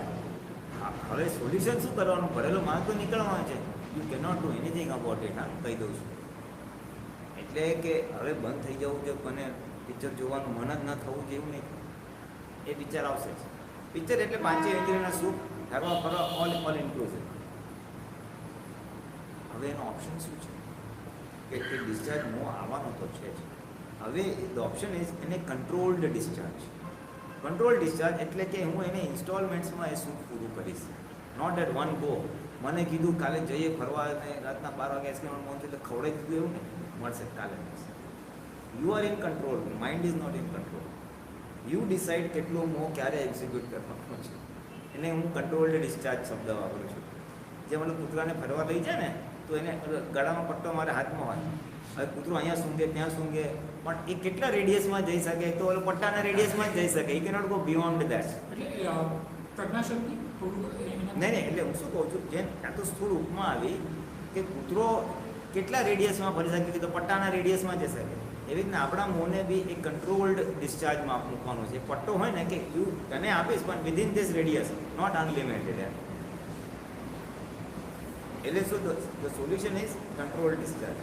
હવે કંટ્રોલ ડિસ્ચાર્જ એટલે શું? તો તે કીધું એવી રીતે કે બહાર આપણને કંઈક ફેન્સી વસ્તુ ખાવાની ઈચ્છા થઈ, પિઝા વોઝ વન એક્ઝામ્પલ, તો બહાર કરતાં ઘરે જ બનાવીશ. That is one. In principal what you saying is control discharge એટલે જે બી હરવા ફરવા ખાવાનું હોય ને એનો કોટા નક્કી કરો. કોઈને ટીવીનો બહુ શોખ હોય ને, ચાલ તને અડધો કલાક કે 1 કલાક મળશે. પિક્ચરનો શોખ હોય તો વન સીન આવી, નોટ કે મૂડ આવ્યા તો દેખ લે, એક જોવો ને પછી આંખ ઘેરા જાય, બીજો બી જોઈએ, ત્રીજો બી જોઈએ, એમાં 4 કલાક ક્યાં નીકળી જાય ખબર જ નહીં પડે. ટીવી વસ્તુ જ એવી છે, જકડી રાખે ચિત્તને, એટલું જકડે પછી તમે એટલા એક્ઝોસ્ટ થઈ જાવ કે એને બધી ઉઠવાનો સ્ટેમિના બી ના રહે તમારી પાસે. ચાલુ હોવું જોઈએ બસ. એટલે ટીવી ઇઝ ધેટ, એ બી ખેંચી કાઢે. અને એટલું ડેમેજિંગ તમારું આ સોશિયલ મીડિયા છે, વોટ્સઅપ હોય. ખાલી હું જોઈ લઉં, એ જોવામાં પછી જોવામાં અડધો કલાક એટલે એક જ જવું હોય પણ એના બીજું રહે પણ એને આવ્યા જ કરે ને કેમ નીકળી જાય અડધો કલાક ખબર જ ના. એટલે આ છે. એટલે સમ ઓફ ધ ટોપ પીપલ જે કંપનીના ચીફ, આ બધા ગૂગલના બીજા બધા જે મોટા માણસો છે ને, જે ટેક પોલિસી છે, એ લોકોને કોઈ આત્મા નથી, કોઈ મોક્ષ નથી, કંઈ નહીં. દે don't touch the electronic device up to some time. સવારે ઉઠીને 8-9 વાગ્યા સુધી વોટેવર બધાના કટ ઓફ ટાઈમ જુદા છે, ત્યાં સુધી they will not touch it. I not see my email, I not check what. હું પહેલાં જે મારું પ્રેયર કરવાનું હોય, મારું એક્સરસાઇઝ કરવાનું હશે કે જે બી હોય ને એ રૂટીન ફોલો કરશે. Strictly they put a full stop. અને તમે આ વોરેન બફેટનું નામ સાંભળ્યું હોય, એ શેર બજારના બહુ મોટા ફાંડ છે. એ તો કે છે I don't compromise my family time at all. હું ને મારા વાઈફ અમે લોકો સાંજે after some time full stop. હું નથી શેરનું જોતો, નથી ટીવી, નથી મોબાઈલ, કશું જ નહીં, મૂકી દો. એટલે all the top people have also defined કે social media it means emails and બસ બિઝનેસ હોય તો એ બધું દે હેવ રિસ્ટ્રિક્ટેડ. કારણ કે ખબર છે ઇટ પુલ્સ અવે the time. So coming to this control discharge એટલે તમારે રિસ્ટ્રિક્ટ કરી દેવાનું. મૂવી તો ધીસ મચ, ટીવી સિરિયલ તો ધીસ મચ, એન્ડ મોબાઈલમાં બી તમારે નથી કારણ કે હું વોટ્સઅપ દિવસ 3 વાગથી વધારે ચેક કરું, સવાર બપોર સાંજ. Or that somehow you decide તમે જે બી સોશિયલ મીડિયામાં કનેક્ટેડ હો. એટલે દેટ રેશનિંગ જેને કહેવાય ને એવું. અને એમ કરશો ને એટલે મોર ડિસ્ચાર્જ બી થશે અને આપણે ખેંચાઈ નહીં જાય. અનલિમિટેડ અનબ્રિડલ્ડ જેને જતું રહે ને આઉટ ઓફ કંટ્રોલ્ડ નહીં થાય. ખાવાની બાબતમાં ઇફ યુ આસ્ક મી, દાદા ભગવાનના એક્ઝામ્પલ છે જે અમે પ્રત્યેક જોયેલા છે. એમને કેરી બહુ હતી તો એ કેરી કેવી રીતે ખાય કે જમી લે આખું બધું, જમવાની આખી થાળી જતી રહે, પછી એક પ્લેટમાં ગોરેલી કેરી આવે આમાં એ ચૂસીને ખાય. એટલે ફક્ત ને ફક્ત આ દેહના પરમાણુ પૂરા કરવા માટે હું ખાઉં છું, હું શોખ માટે નથી ખાતો. કારણ કે અંદરથી પરમાણુ ખેંચે છે, આહારની વસ્તુ જે ખેંચે જ તમને, you can't do much about. તો એ ચિત્તની હાજરીપૂર્વક એક્સક્લુઝિવલી લે, તારે આ ખાવું છે ને ખાઈ લે, બરાબર ભોગવી લે. ચિત્તની હાજરીમાં એ પરમાણુને એક્ઝોસ્ટ કરતા. આપણે રસ રોટલીને સૂંપને જરા આ ટેસ્ટ માટે નહીં. That was his way of exhausting that પરમાણુ. પાપડ બી એવી રીતે ખાતા. આખી જમવાની થાળી જતી રહી, પછી એક પ્લેટમાં ખાલી પાપડ આવે અને ઉપયોગપૂર્વક ખાલી પાપડ ખાય ચાવી છે. અને એક થર્ડ એક્ઝામ્પલ એનો પર્સનલ એમને કોટ કરેલો છે કે સવારે નાસ્તો આવે તો એમાં એક બાજુ ટ્રેમાં આવે, ઉકાળો બી હોય, પછી ગરમ નાસ્તો બી હોય, પછી મઠિયા બી હોય, બધું. એટલે દાદા કે અમારું મન બતાવે મઠિયા ખાય, મઠિયા ખાય, મઠિયા ખાય. પણ એમને ખબર કે હવે એ ઉંમરે મઠિયા એટલું બધું ડાયજેશન માટે સારું નહીં. તો એ શું કરે કે મન બતાવે 5 મઠિયા ખાય તો અમે 2 આપી દઈએ. મન બતાવે 5 ખાય તો અમે 2 આપી દઈએ. એટલે શું થાય, પાર્શિયલી મનનું બી થાય અને આરોગ્ય બી સંજવાય, જાગૃતિ બી સંજવાય. અને કંટ્રોલ્ડ ડિસ્ચાર્જ. હવે આ બધા આહાર કેટેગરીના એક્ઝામ્પલ્સ છે. Same thing you have to apply towards TV and mobile, social media. And the same thing you have to apply for shopping, clothes અને આઉટિંગ જેને કહેવાય. ફરવા જવાનું એટલે મન તો બતાવશે, એટલે મનને શું કહેવાનું, તારી વાતને નોંધી કરીને. એટલે એ થોડું કંટ્રોલ આપવું પડે. પછી બીજું you have to not only manage your mind, you have to manage peoples mind also. લોકોના બધા કોમેન્ટ્સ આવે, તું ઇધર નહીં ગયા, તેરે કો એ માલુમ નહીં, તું લલ્લુ હે, તું એ પેલા 1000 કોમેન્ટ્સ કે તમે આઉટકાસ્ટ થઈ ગયા ને, હરિજન થઈ ગયા ને, સોશિયલ હરિજન તેને કહેવાય ને. It's the reality. દાદા ભગવાને સત્સંગ કર્યો ત્યારે આ બધું હતું નહીં, નહીં તો ત્યારે બી પૂછી લે દાદા હવે શું કરવું. પણ એની સામે છે ને, એટલે what we said against discharge new was, એક તો પછી રિવર્સલ ઓફ ઓપિનિયન, આ સુખનું સાધન નથી. પછી control discharge. And number 3 is આપણા ચિત્તને એથી વધારે સુખ પડે એવું કંઈક ડાયવર્ઝન આપી દેવા. મને પિક્ચર જોવાનું બહુ મન થયું ને, તેના બદલે હું કાંઈ આંખ બંધ કરીને કાં તો સત્સંગ જોઈશ, કાં તો આંખ બંધ કરીને દાદાનું નિધિ ધ્યાસન કરીશ, શ્રીમંત સ્વામીનું નિધિ ધ્યાસન કરીશ, કંઈક શક્તિ માગીશ, આપને જે વિતરાગતા પ્રાપ્ત હોય, આપણા જેવો મોક્ષ છે હોય, કંઈક સમથિંગ જે તમને અપીલ કરે. એટલે ડાયવર્ઝન ઓફ ચેત ટુવર્ડ્સ વિતરાગ્સ. પછી તમે કોઈ જાત્રામાં કોઈ બીજા ભગવાનની મૂર્તિ જોઈએ કે દેવીની મૂર્તિ જોઈએ, એ તમને કદાચ અપીલ કરતું હોય ફોર એક્ઝામ્પલ, એનું આમ નિધિ ધ્યાસન કરીએ, વિઝ્યુલાઇઝ કરીએ અને જાણે એને આરતી ઉતરતા હોય, ભક્તિ કરતા હોય, મંત્ર બોલતો હોય, એમાં કાંઈક શક્તિમાં આપણા માટે શ્રીમંત સ્વામી, દાદા ભગવાન અને આપણા બધા દેવ દેવીઓ તો છે. વોટ એવર અપીલ્સ ટુ યુ, ટૂંકમાં વિતરાગોની આરાધના. એટલે જેનું નિધિ ધ્યાસન કરે ને તે રૂપ આપણે થતા જ જઈએ પાછું. That is an add on benefit. એમને એટલે ડાયવર્ઝનમાં શું કરી દેવાનું, હું દાદા ભગવાનનું ધ્યાસન કરું અને પછી કંઈક શક્તિ માગું, દાદા ભગવાન આપણા જેવું જ્ઞાન દર્શન ચાલુ કરે, અથવા આપણા જેવું નિર્વિકાર રહેવાની શક્તિ હોય, ઓર આપણા જેવું શું કહેવાય મન વચન કાઢી દુઃખનો અહિંસક બનવાની શક્તિ આપે. એટલે આપણો કેવો મૌન હતો, મને બી આપણે કેવું આત્માનું સુખ વર્તું હતું, મને સુખ વર્તું. So that is one option. અથવા બીજું કંઈક આપણને ગમતું હોય ને એમાં ડાયવર્ઝન કરી દેવું, ઇટ્સ ઇન્ટિરિમ મેજર છે.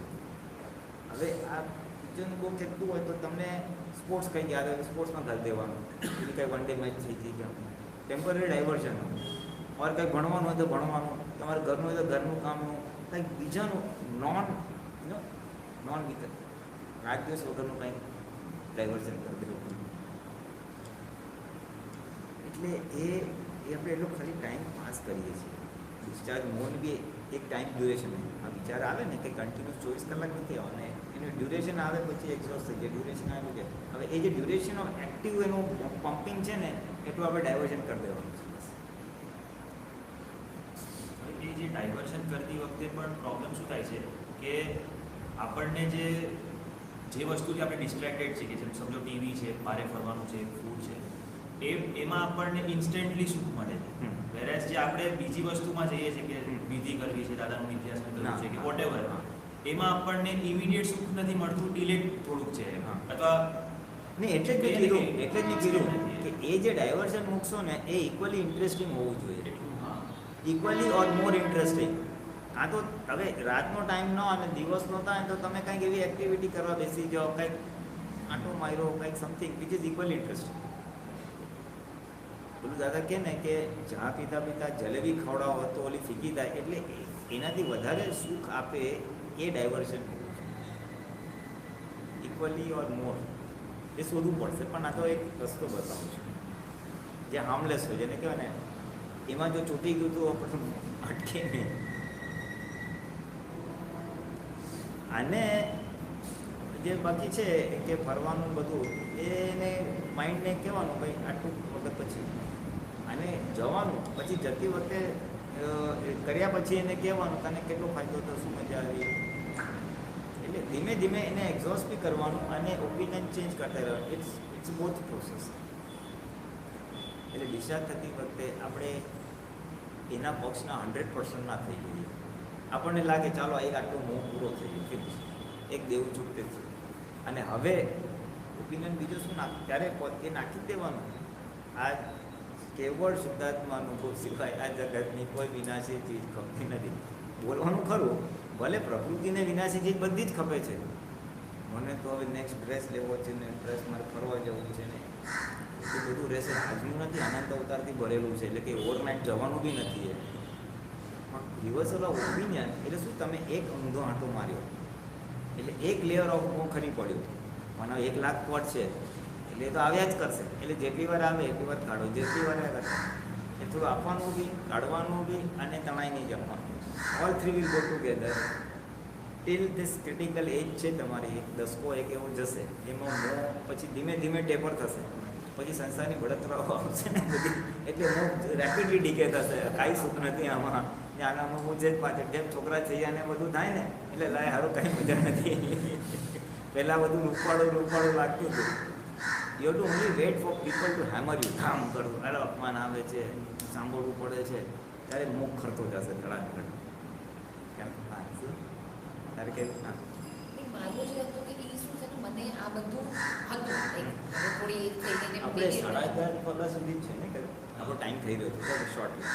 ખાલી એનો જે સ્વભાવ છે ને, જે તકદીરનો સ્વભાવ થઈ ગયો છે. હવે શું થઈ જાય ને કે અગર સત્સંગના ટચમાં છે તો વિધિને બધું તો બધું પ્રોપર ચાલે. પણ જેવો એક ટચ નીકળી ગયો ને તો ઓલી જે પ્રકૃતિ છે ને સ્વભાવની, એ છે ને હવે છૂટતી નથી. તો એ વાણી હોય કે માણસ કંઈક ટોન એવો એટલે એના ટેન્શન નથી કોઈને હટ એટલે કરવાનું. ભક્તિ એના આન્સર બે જ છે. એક તો સત્સંગનો પરિચય to the extent possible physically, not possible તો ઓનલાઈન તો આપણે ઘણા સત્સંગ થાય. એક સ્ટ્રક્ચર ટાઈમ રાખવાનો, એ હું સત્સંગ સાંભળીશ ભલે 3 વાર. એટલે સત્સંગનો ઇન શોર્ટ સત્સંગનો પરિચય ઓફલાઈન રાઉન્ડ નંબર 1. અને નંબર 2 એની સામે આન્સર એ જ છે કે તમારે એ શક્તિઓ માગવાની બસ. ઓલી પાંચમી આંખના બોલતા બોલતા કે મારે કઠોળ ભાષા, તંત્રી ભાષા ને રોજ સવારે ઉઠીને 5 વાગે મતલબ નિમેષાનું ઉઠીને સૌથી પહેલાં એ બોલ લેવાનું. એ બોલવું થાય. પણ જેવું ક્યારેક વચ્ચે જે લાસ્ટ મેં 6 મંથ્સની કે ટચ રહી ગયો, એટલે ટચ રાખવાનો, ધેટ્સ ધ આન્સર. પણ મેં કે આ જાશે ક્યારે?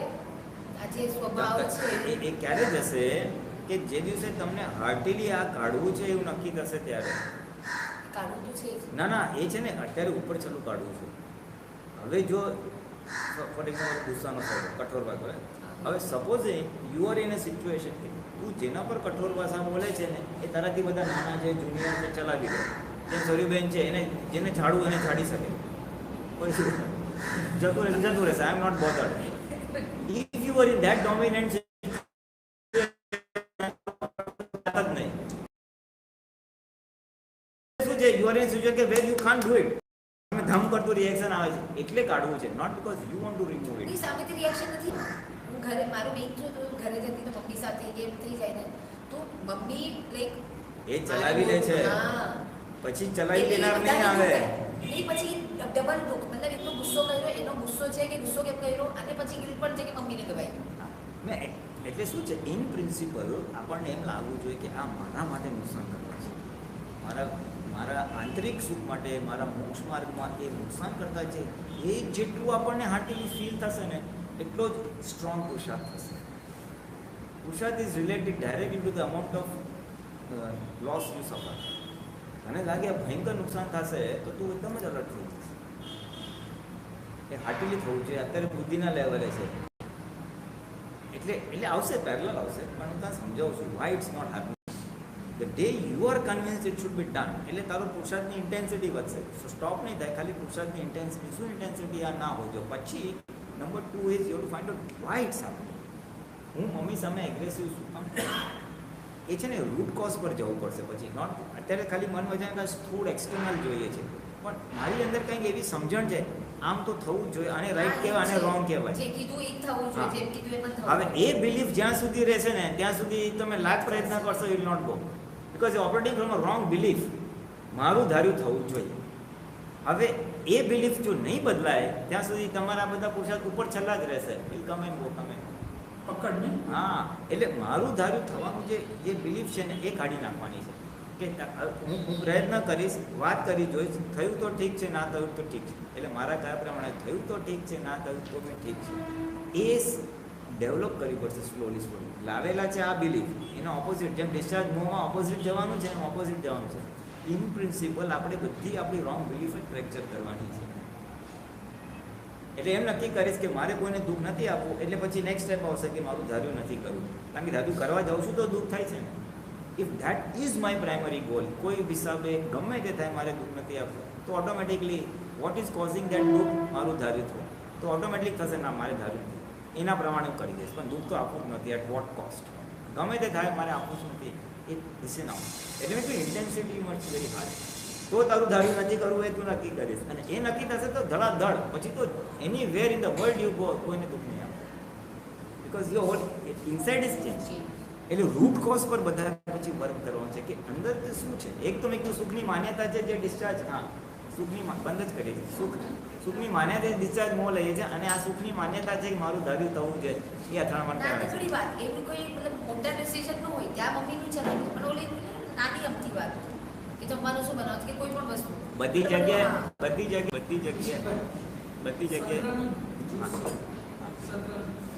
જગ્યાએ આ જ સિદ્ધાંત કામ કરશે. એને ટેકનિકલ શબ્દ દાદા ભગવાનના ભાષામાં શું કહેવાય એને પોતાપણું કહેવાય. પોતાપણું એટલે my design of way thing should operate દરેકને હોય. હવે if that is not in synchronicity with મોક્ષ માર્ગ તો તમે અથડાશો. કોઈનું પોતાપણું હોય રોજ વિધિ કરું કોઈને દુઃખ ના આપવું તો એને હેલ્પ કરશે મોક્ષ માર્ગ. અને કોકનું હોય કે ના આપણું ધાર્યું થવું જોઈએ તો એને મોક્ષ માર્ગનું બ્લોક કરશે. એ સ્લોલી પોતાની પ્રકૃતિ જેમ ડિસ્કવર થશે કે એવા કયા મારા પોતાપણા છે જે મને આજે ફિક્શન કરે છે, ક્રોધમાન માયા લોભ કરાવે છે. અને એના ઉપર તમે વર્ક કરશો ને તો once and for all solve આવશે. પછી ગમે એટલું કોઈ બોલે ને કઠોર ભાષામાં તો બધું એ જ નીકળશે કારણ કે તમારી વ્યૂ પોઈન્ટ જ ચેન્જ થઈ ગયો છે. તીર્થંકરો જ્ઞાનીઓ તીર્થંકરોના જ્ઞાનીઓ એ વ્યૂ પોઈન્ટમાં જ હતા. સો ગમે ત્યાં વિતરાગતા એની જાય ને. ચાલો ટાઈમ થઈ ગયો. જય સચિદાનંદ.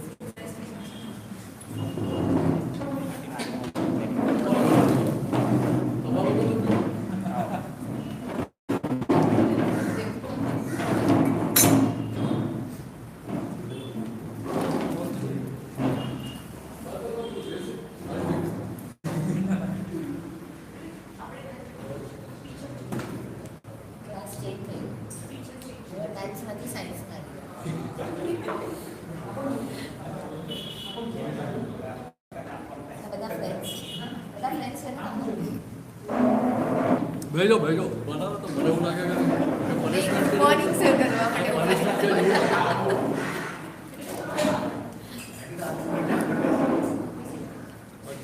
જો વાન જતો રહે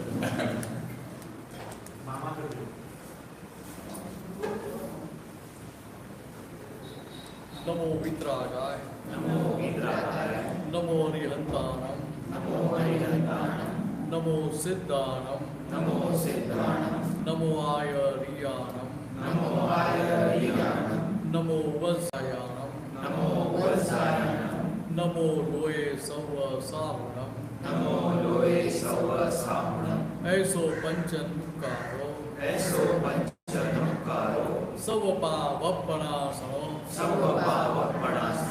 મંગલાણમ ચ સર્વે શિવ પરમં હવૈ મંગલમ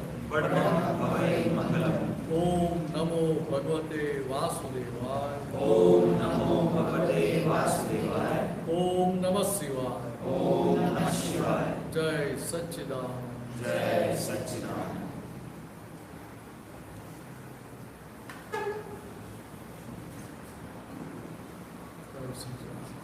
ચાલો વાત કરો જૂના જોગ્ય છો ને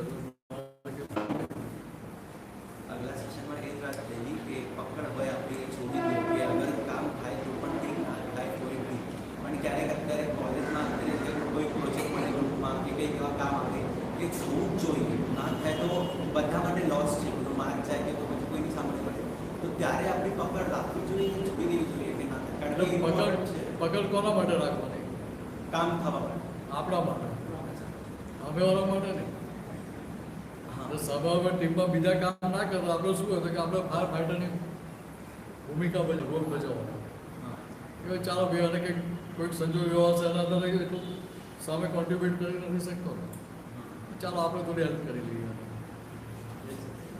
જય શ્રી તો તમે આવો છો આવો તો આવી જાઓ બોલો કોનો લાભ લો છે કહી દો તમે તો પોલિટિશિયન જેટલું મળે એટલું આના જેવું કરે એને પૂછ્યું પપ્પા હારા કે મમ્મી હાથે કે બંને સારા એવું જ કરે હા એને ખબર એ બંનેનો લાભ લેવાનો એટલે ડૉક્ટર સાહેબ આપણને લાભ ઓછો મળે હમણાં એવું તમે મુંબઈમાં તમારો લાભ ઓછો મળે છે લાભ આપે હવે નજીક જ આવી જાવ સહજ ભાવે હા ને ભેગું જ ચાલશે ના એક જ આઈટમ ખવાય જમો મલ્ટીપલ બે જોઈએ અથવા બે જાતની જોઈએ કે મીઠું જોઈએ સોટી જેવું બધું જોઈએ એવું છે એટલે એક આઈટમ એટલે આપણે અંદર કોમ્પ્લિમેન્ટ જ કરવાનું છે હા. કોમ્પ્લિમેન્ટ્સ જ કરવાના છે સહેજ હશે હા તો એ લોકોને થોડુંક ચેન્જ મળે ને કારણ કે અમે 3 શિબિરથી આવતા તો ભેગા થઈએ જ છે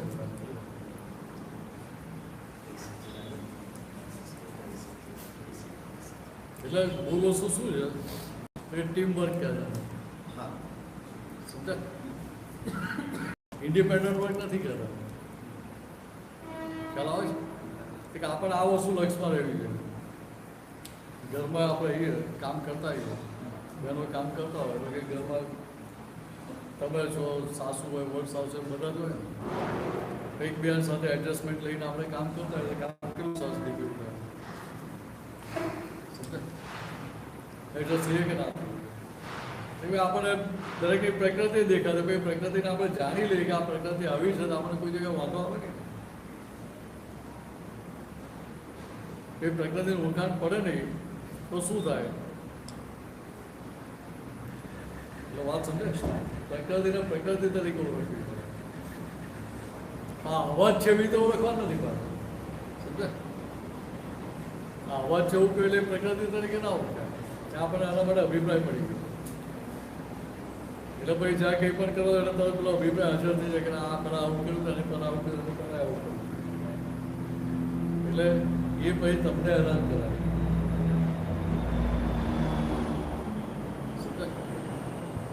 પ્રકૃતિ તરીકે ઓળખ્યો હોય તો આને સજા જ કરી છે ને આપણે સજા જ કહેવાય એના માટે તો જો કેટલો ડાયો છે બહુ પાડતો નથી એડજસ્ટ થઈ જાય છે અરે ઊંચો નીચો થાય કરે બરાબર છે પણ એની નોર્માલિટીમાં એને રહેવા દઈએ તો એને કંઈ વાંધો ના આવે તો તમને શાંતિથી રહેવા દે કે હું પેલી પ્રકૃતિ ઓળખી લીધી હોય હવે ભાઈ તો નીચે જાવ તો રમવાની છૂટ આપી દો એને ટેન્શન નહીં તો તાર જેટલા હિંચકા ખાય જેટલે બસની ખાવી એટલી ખાઈએ ને ત્યાં વાંધો નહીં 2 હિંચકા હું ખાવા લાગે છે એવું કહીએ આપણે તો મોટા થયા એટલે ખાલી ઉંમર વધી ગઈ તો ત્યાં તો છોકરા જેવા જ ને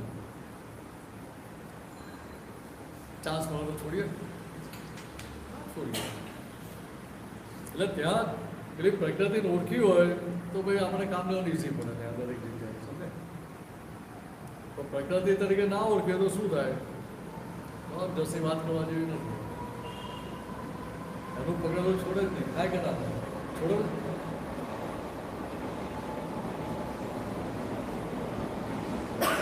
પ્રકૃતિ ઓળખવી અને અભિપ્રાય ના બી પડવો જોઈએ એ કેવી રીતે એટલે અભિપ્રાય પાછલા પડેલા છે બતાવશે ખરું તો ત્યાં આપણે પછી અમે પુરુષાર્થ શું આપણો તો આપણે કહેવું પડ્યું તારા અભિપ્રાય છે બરાબર તારી જોડે પણ એ પોતે કરનાર માનો કે મીઠું તો રોજ વધારે ના પડતું હોય તો કોઈક દિવસ રહી ગયું અને કોઈક દિવસ વધારે પડી ગયું તો આપણે શું સમજવાનું જે દિવસ રહી જાય દિવસે સમજવાનો કે ભાઈ આપણું બીપી વધી ના જાય કેટલું ધ્યાન રાખે લો બીપી રહેતું હોય તો આપણે સમજવાનું કે જો આપણું બીપી લો રહે છે ને થોડુંક નોર્મલ રહે એના માટે આજે વધારે નાખ્યું પણ ત્યારે તો એક ટાઈમ તો આવી જાય કે આ થોડું એક્સ્ટ્રા છે આપણે એમના માટે અલગ રસોઈ નથી બનાવતા એ જ રસોઈ જમે છે કે એટલા બધા પાકા નથી થઈ ગયા એટલા બધા પાકા થાય તો બીજી રસોઈ બનાવી દો પોતાના માટે એ જ રસોઈ જમતા હતા હવે તમે એક અક્ષર બોલો નહીં સાથે પ્રેમથી ખાઈ લો બૂમ પાડ્યા વગર ખાઈ લો તો તમને શું થાય વધારે સારું લાગે કે દૂધ વધારે થાય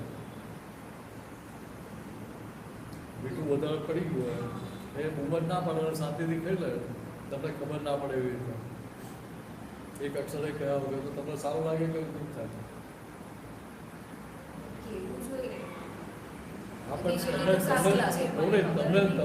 તમને કહે તો વધારે અસર થાય કે ના કહે તો વધારે અસર થાય ના કહે તો વધારે અસર થાય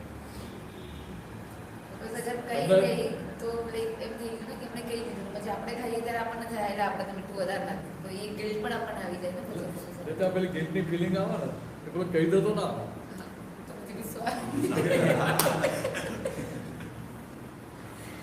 આપણે કહીને ગિલ્ટની ફિલિંગ કરવા જતા યાર Actually, the way of speaking also affects.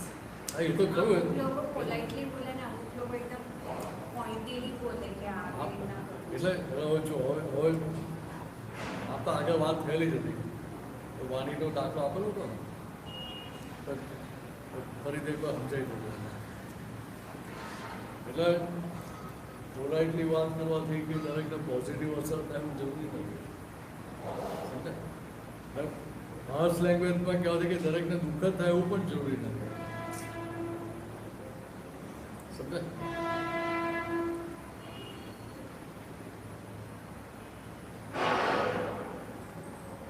ફરી દાખલો થોડો રિપીટ કરી નાખશે જો 96માં અમે લોકો નાઇજીરિયા ગયા સમજો ના સમજાવ મને ફરી પૂછી લે હવે એ દિવસે પ્રોગ્રામ પતો હતો શરૂઆતમાં ક્વેશ્ચન આવ્યા એમાં કલાક એમાં જતો તો બીજું નાઇજીરિયામાં તો બધાને ગુજરાતી આવડતું ના હોય તો પદો દેવનાગરી લિપિમાં લખેલો હોય પદ ગુજરાતી છે પણ લખેલા દેવનાગરીમાં તો પેલા પદ તૈયાર કરીને એટલે દરેકને થાય કે મારો તો પૂરો કરવો જ પડે તો સત્સંગમાં કલાક જતો એટલે પેલું ડીલે થયું પ્રોગ્રામ કરતા 10 વાગી ગયા એટલે એક ભાઈએ મારું ધ્યાન દોર્યું તમે લોકોએ ટાઈમનો ખ્યાલ રાખવો જોઈએ વાતો 100% સાચી કહેવાય આપણા સારા બારને બદલે હું તમને 1 વાગ્યા સુધી બેહાડી રાખું પછી દર વખતે એવું જ કર્યા કરો તો માઇક્રો પ્રેમ તમને ઉભરી જાય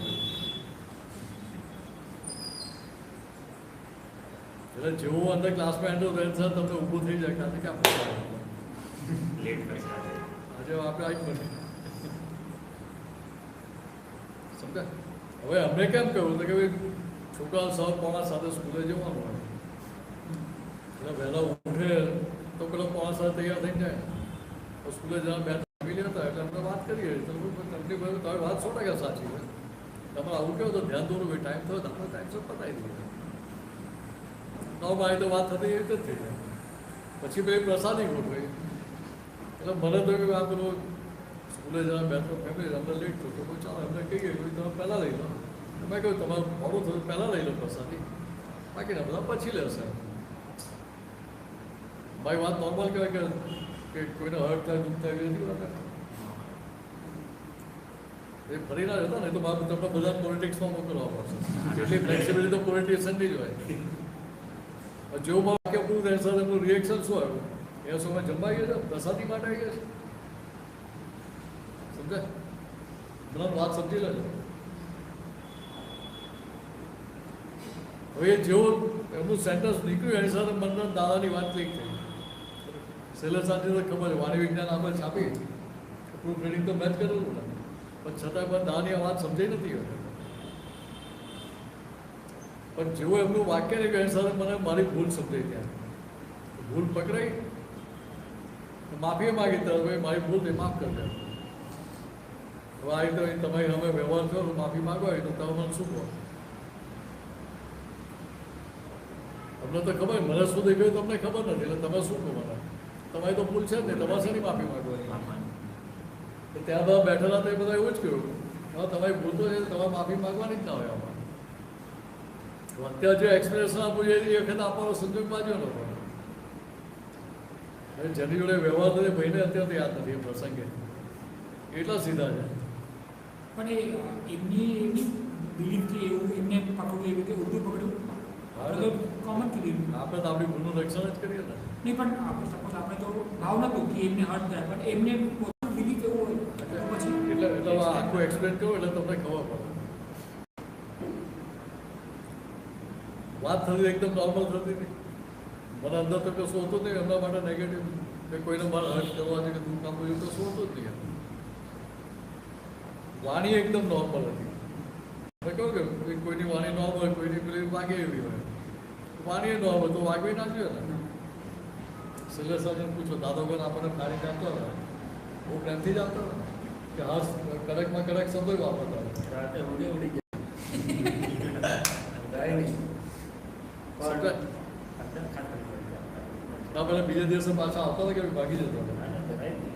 અને દાદાની આંખનો પ્રેમ પાછો એવો આપણા દિવસે ફાયરિંગ આપ્યો ત્યારે એવું લાગે કે દાદા આપણે આપણે જોશે જ નહીં હવે નહીં જુએ કઈ વાત એટલે અંદર બીક લાગે કે દાદા ધોઈ જ નાખે એટલે હવે આપણી સામે જુએ જ નહીં. એટલે મૂળ વસ્તુ સમજવાની શું છે યાર કે વાણી વિજ્ઞાનમાં દાદાએ આપણને વાણી કઈ રીતે એનું કમ્પોઝિશન આખું બતાવ્યું કઈ રીતે આખી આવે છે રૂપકમાં. એટલે કે મૂળ આપણો આશય છે કે સામાન્ય વ્યક્તિ તમે શું પહોંચાડવા માગો છો. એટલે હું બ્લેક એન્ડ વ્હાઇટમાં આપણે સામાન્ય વ્યક્તિ શું કે દુઃખ શું પહોંચાડવા માગે છે આપણી ડિઝાઇનમાં છે બરાબર. પછી આગળ કેવી રીતે પહોંચ્યો છે બધું અંદર પછી ડિઝાઇનમાં આવે પણ એટલે મૂળ આશય જ આશયમાંથી કોડ લેંગ્વેજમાં જાય એટલે શોર્ટેડમાં જાય શોર્ટેડમાં જઈને કોડ લેંગ્વેજમાં જઈને વાણીનું રેકોર્ડિંગ થાય વાણી સ્વરૂપ. અત્યારે શબ્દો નીકળે જ ખરા આપણા શબ્દો નોર્મલ પણ હોય કે કડક પણ હોય કે જો શબ્દો સ્પર્શતા હોય તો દાળની વાણી કડક નીકળતી હોય પેલાને ત્યાં આગળ ઝટકો વાગી જ જાય એ નેગેટિવ ઊભું થઈ જ જાય ત્યાં આગળ. દાળની વાત છો સાસુઓની વાત કરીએ તો સાસુઓ મીઠા શબ્દો કહે તો એ ઘણાને કરવા લાગે કડક કહેતા તો મીઠું લાગે. જોયું સર ત્યાં તો નહીં જોયું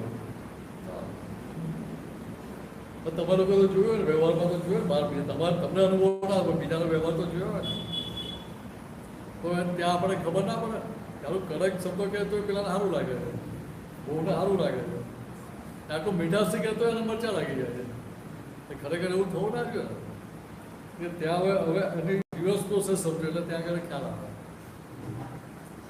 કે અત્યારે શબ્દ સ્વરૂપે વાણી નીકળે છે એટલે હવે અંદર જાય એટલે શું થાય કે એની રિવર્સ પ્રોસેસ ચાલુ થાય એટલે પાછી શોર્ટહેન્ડમાં જાય શોર્ટહેન્ડમાં જઈને ડીકોડિંગ થાય ડીકોડિંગ થઈને આપણો પાછલો આશય મૂળ આશય ઊંડો થઈને સામેની વ્યક્તિને સ્પર્શે છે.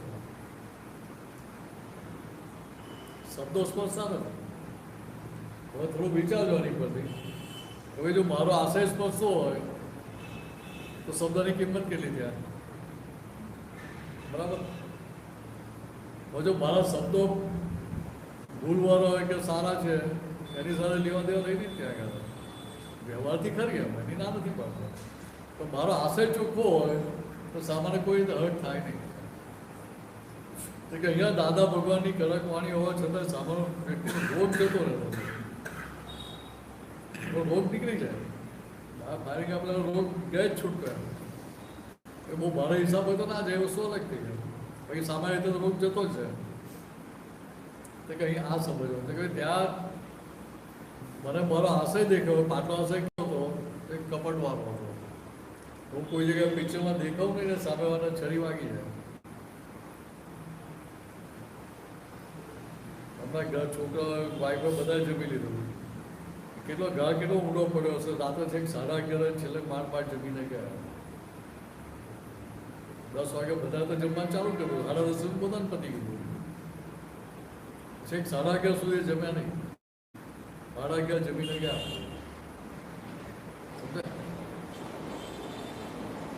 કે હવે અહીંયા આપણે આશાની વાત સમજમાં આવે તો આવા ગૂંચવાડા તો કેટલી બધી જગ્યા થતા આપણે વ્યવહારમાં.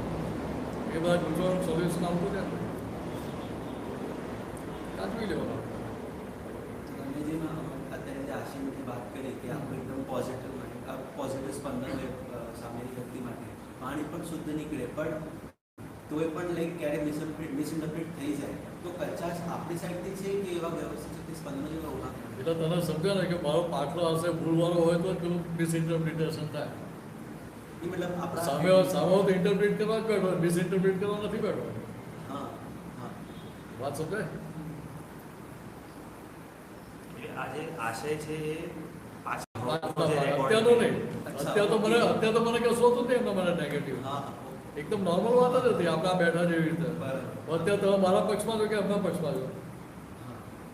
ભાઈ ભૂલ નથી એવું પહેલાં કહેતા હતા. અત્યારે કોના પક્ષમાં છે મને કહી દો એટલે મને ખબર પડે. હા તમારી ભૂલ નહોતી એવું લાગે આપણને. ના તો પહેલાં લાગતું હવે તો મારી ભૂલ સમજે કે ના સમજે. હવે બરોબર.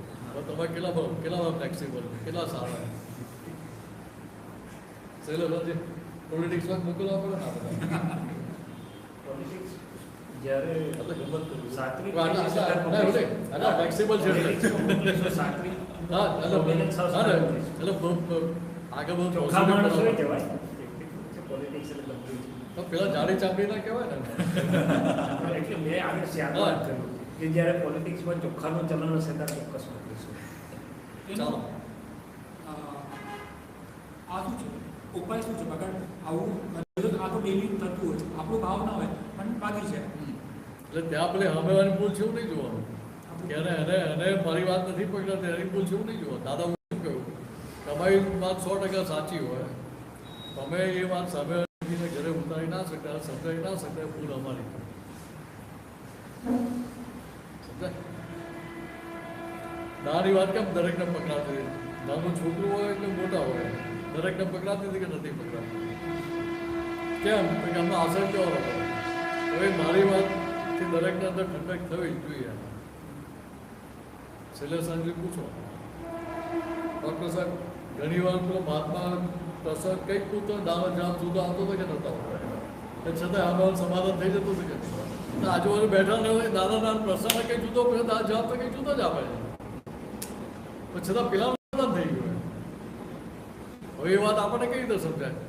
દાદા તને દેખાય કે ભાઈ અને ખરેખર શું પૂછવા માગે છે અને કઈ જગ્યાએ અટકેલો છે. આપણે તો પેલું માણસ વ્યવહારનો શબ્દો પકડીને બેસી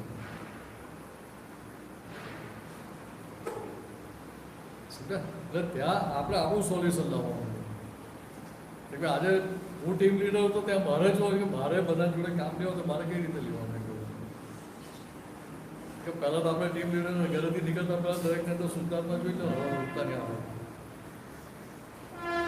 એટલે પેલો હવે ભેગો થાય તરત પેલી આગળ હાજર થઈ જાય. સમજાય? બીજી વસ્તુ રાખવાની કે આ બધા ભલે હું લીડર છું એમ લીડ છું એમ ખરેખર આ બધા મારા બોસ કેમ થાય કે એ લોકોના સહકાર વગર હું એકલો તો કશું કરી શકું એમ છું જ નહીં. એટલે એ સમજણ એટલે આપણો વ્યવહાર પૂરાઈ રહે કે ના થાય કે દાદાગીરી વાળો થાય. કામ તો એ લોકો લેવાનું પ્રેમથી લઈએ તો કામ જલ્દી થાય ને. સમજે હું તમારી પ્રેમથી ડીલિંગ કરું તમને થાય ને કે આપણે વાત કરવા જવાય તો સીધો તલવાર જ કાઢો શું થાય તમને જ્યારે જય શ્રી કૃષ્ણ કરવા હા બરાબર. હવે આજે પાછલા આશયના હિસાબે જે મિસઅન્ડરસ્ટેન્ડિંગ ઊભી થાય કે જેનાથી સામેવાળા વ્યક્તિને દુઃખ થઈ જાય કે જેવી થાય તો એનાથી પછી જે આગળ બધું ઊભું થાય એ છૂટકો કે પીટવો. એટલે ત્યાં મને મારી ભૂલ પહેલાં સમજાય.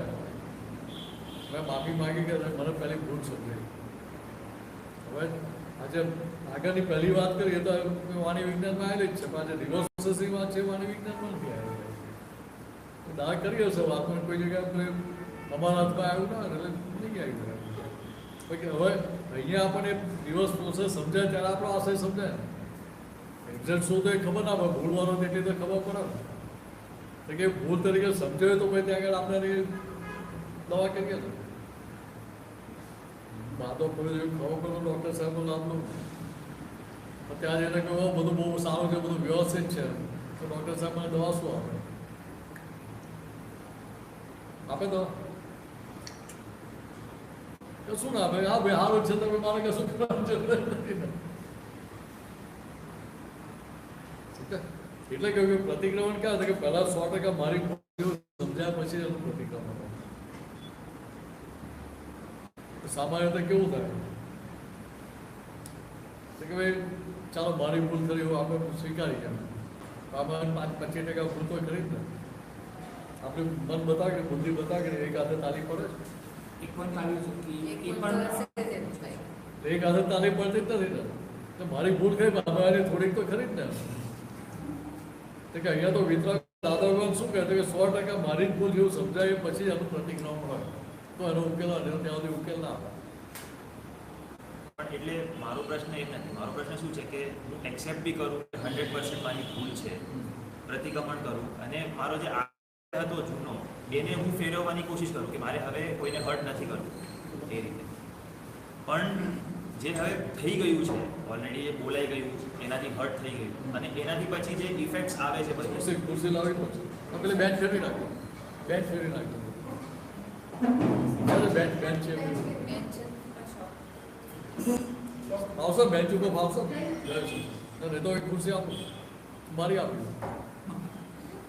ચાલશે ને હેલ્પ મૂકી દેવી ને બહુ મહેનત નહીં કરવાની. બહુ દૂર થાય ભાઈ હમણાં આપણે પોતાનો આશય ફેરવવાની કોશિશ કરી બધું કર્યું આપણે 100% મારી ભૂલ છે એક્સેપ્ટ કરીને પણ જે બોલાઈ ગયું છે જૂના આશયથી અને એના કારણે જે ભોગવટો ઊભો થાય છે કે પછી ઝઘડો થાય કે જે બી થાય તો એને ભોગે છૂટકો.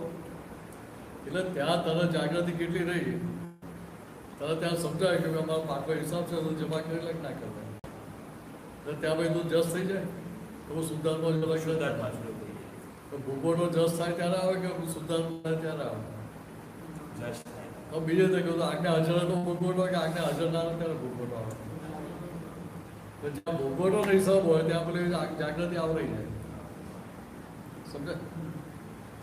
પણ જેવો ભૂગોળનો હિસાબ પૂરો થાય એટલે જાગૃતિ ભાઈ ખુલ્લી થઈ જાય.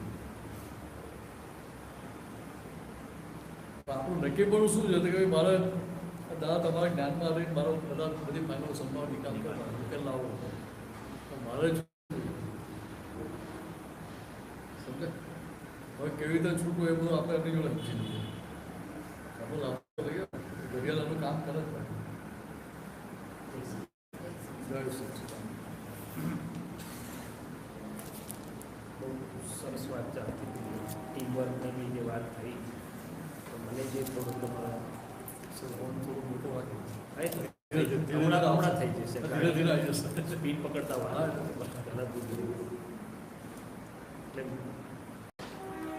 મારે જોઉં ને તો 2-3 વસ્તુ છે. આ વાત કરી કે ભાઈ બધાના પોઝિટિવિટી જુઓ ટીમ લીડર એનું નામ one who knows the good qualities of other members. હવે આપણે સામાન્ય રીતે શું જોવા માટે આપણો સ્વભાવ શું છે તો કે આના બરોબર નથી ભાવતું, આના શોપિંગ પણ બરોબર ના કરવું, આના કંઈ પણ જો કે છે ખરો પણ બરોબર થતું. દાદાએ શું જોયું કે શું શીખવાડ્યું તો કે ગુલાબનું ફૂલને વાપરજો, કાંટો ના જોશો. કાંટો હોય એ કુદરતી પણ હોય, પણ આપણે કોઈ દિવસ ફરિયાદ કરી ત્યારે ગુલાબ પાસે જેની કેરી માગી, ત્યારે કેરી પાસે જે ગુલાબ માગ્યું. સો ફર્સ્ટ લેસન ઇઝ કે મારી પ્રકૃતિને કહેવું પડે કે દરેકની પાસે કુદરતી આવડત જુદી જુદી છે. Team leader has to find out કે કોની પાસે શું ગુડ એબિલિટી છે. Use the good ability, never complain about shortcomings. હવે જો શોર્ટકમિંગ્સ કમ્પ્લેન કરવા માંડશું આપણે તો એ કોઈ દિવસ સારું ટીમ નહીં થાય. આપણો ઈગો ને એનો ઈગો ટકરાશે, ગમે તે કોઈ આપણી સાચા હોઈશું તો. એટલે ઓફિસમાં એકલામાં ટીમ વર્ક હોય કે ઘરે બધે જ હોય. જ્યાં એકથી વધુ બે મન છે, બે મન ભેગા થાય એટલે ટીમ થઈ. Husband wife is a best team. પછી બેથી વધુ જે પણ થાય તે બધે જ એટલે હ્યુમન ઇન્ટરેક્શન. એકથી બીજું મન આવ્યું, બીજી પ્રકૃતિ આવી, બધે આ જ છે. હવે સાસુમાં કે નવી વહુ આવી છે એને તો રાંધતા નથી આવડતું, એટલે પણ એને જે આઈટમો સારી આવડે છે જોઈને કેટલી બધી આવડે છે. ફોર એક્ઝામ્પલ તો શું છે કે one who is a good head of the family, good team leader, જે પણ શબ્દ વાપરે કોણ થઈ શકે તો કે બધાની જુદી જુદી શક્તિઓ જાણીને બેસ્ટ કોમ્બિનેશનમાં એને યુઝ કરી શકે. ખ્યાલ આવ્યો તમને? હવે તમે જર્મનને બધી સિસ્ટમ જોઈ તો કે પેલો સ્ક્રૂ ફિટ કરનારો સ્ક્રૂ ફિટ જ કર્યા કરે, અને બીજું ના આવડે પણ એની પર સ્ક્રૂ એટલો બેસ્ટ ફિટ કરતો હોય કે એ કામ એને જ છૂટે. ત્યાં એવી સિસ્ટમ છે એક કામમાં માસ્ટરી, તે જે કંઈ પણ હોય વગેરે. હવે આપણે આ સ્ક્રૂ ફિટ કરવામાં એક્સપર્ટ હોય તો હું એને કહું કે ફલાણું ફાઇલિંગ કેમ સરખું નથી કરતો, એટલે સ્ક્રૂ ફિટ કરવાનો લાભે ના મળે, ફાઇલિંગ તો એના કેપેસિટીમાં છે. એક વસ્તુ આ છે કે આ કુદરતી રચનાઓમાં પોઝિટિવપણું શું છે બધાનો, એ જો આપણને જોતા આવડે તો એક તો ફરિયાદ બંધ થઈ જાય અને એનો બેસ્ટ યુઝ કરી શકીએ આપણે. નંબર 1. નંબર 2, મને જે સમજાય છે કે જનરલી આપણી પ્રકૃતિ શું છે કે આપણે આપણા પેરામીટરથી માપીને મને સમજાય છે ને હું જાણું છું એવો ઈગો આપણામાં સૂક્ષ્મ બી હોય, ભલે એક્સપ્રેસ કરીએ કે ના કરીએ હોય. હવે આ ઈગો બીજાનું ઇવોલ્યુશન કરે, થર્મોમીટર મૂકે, માપદંડ મૂકે, જ્યાં સુધી ઈગો ઓગળે નહીં ત્યાં સુધી કોઈ દિવસ ગુડ ટીમ લીડર થાય. વચ્ચે કોણ આવે છે? એટલે દરેક જણ શું કે બધું કામ કરે પણ ક્રેડિટ તો એ લઈ ગયો, મને ક્રેડિટ આપી નથી.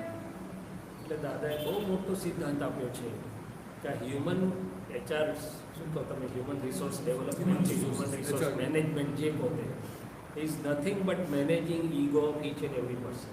જો તમને એ ફાવે કે આના ઈગો પાસે કેવી રીતે સરસ રીતે કામ લેવું, નોટ ફ્લેટરિંગ. દાદાએ બધા મહાત્માઓના હા પેમ્પરિંગ કે ફ્લેટરિંગ, એટલે ફ્લેટરિંગ નહીં, પેમ્પરિંગ એ જુદી વસ્તુ છે. પેમ્પરિંગ પણ શબ્દ એપ્રોપ્રિએટ નથી. દાદાએ બધાના અહંકારને પોઝિટિવ પુષ્ટિ આપી છે કે એના જે યથાર્થ ગુણ છે, દાદા કે આટલો ગુણ હોય તો એને મોટો કરી દઈએ અને અવગુણને નાના કરી દઈએ. ખોટી પુષ્ટિ નથી આપી, પણ એને ઓળખીને એવી સરસ પુષ્ટિ આપી છે કે ખૂબ સરસ કામ કરે. એટલે બીજો પ્રિન્સિપલ મારી વસ્તુ આ છે.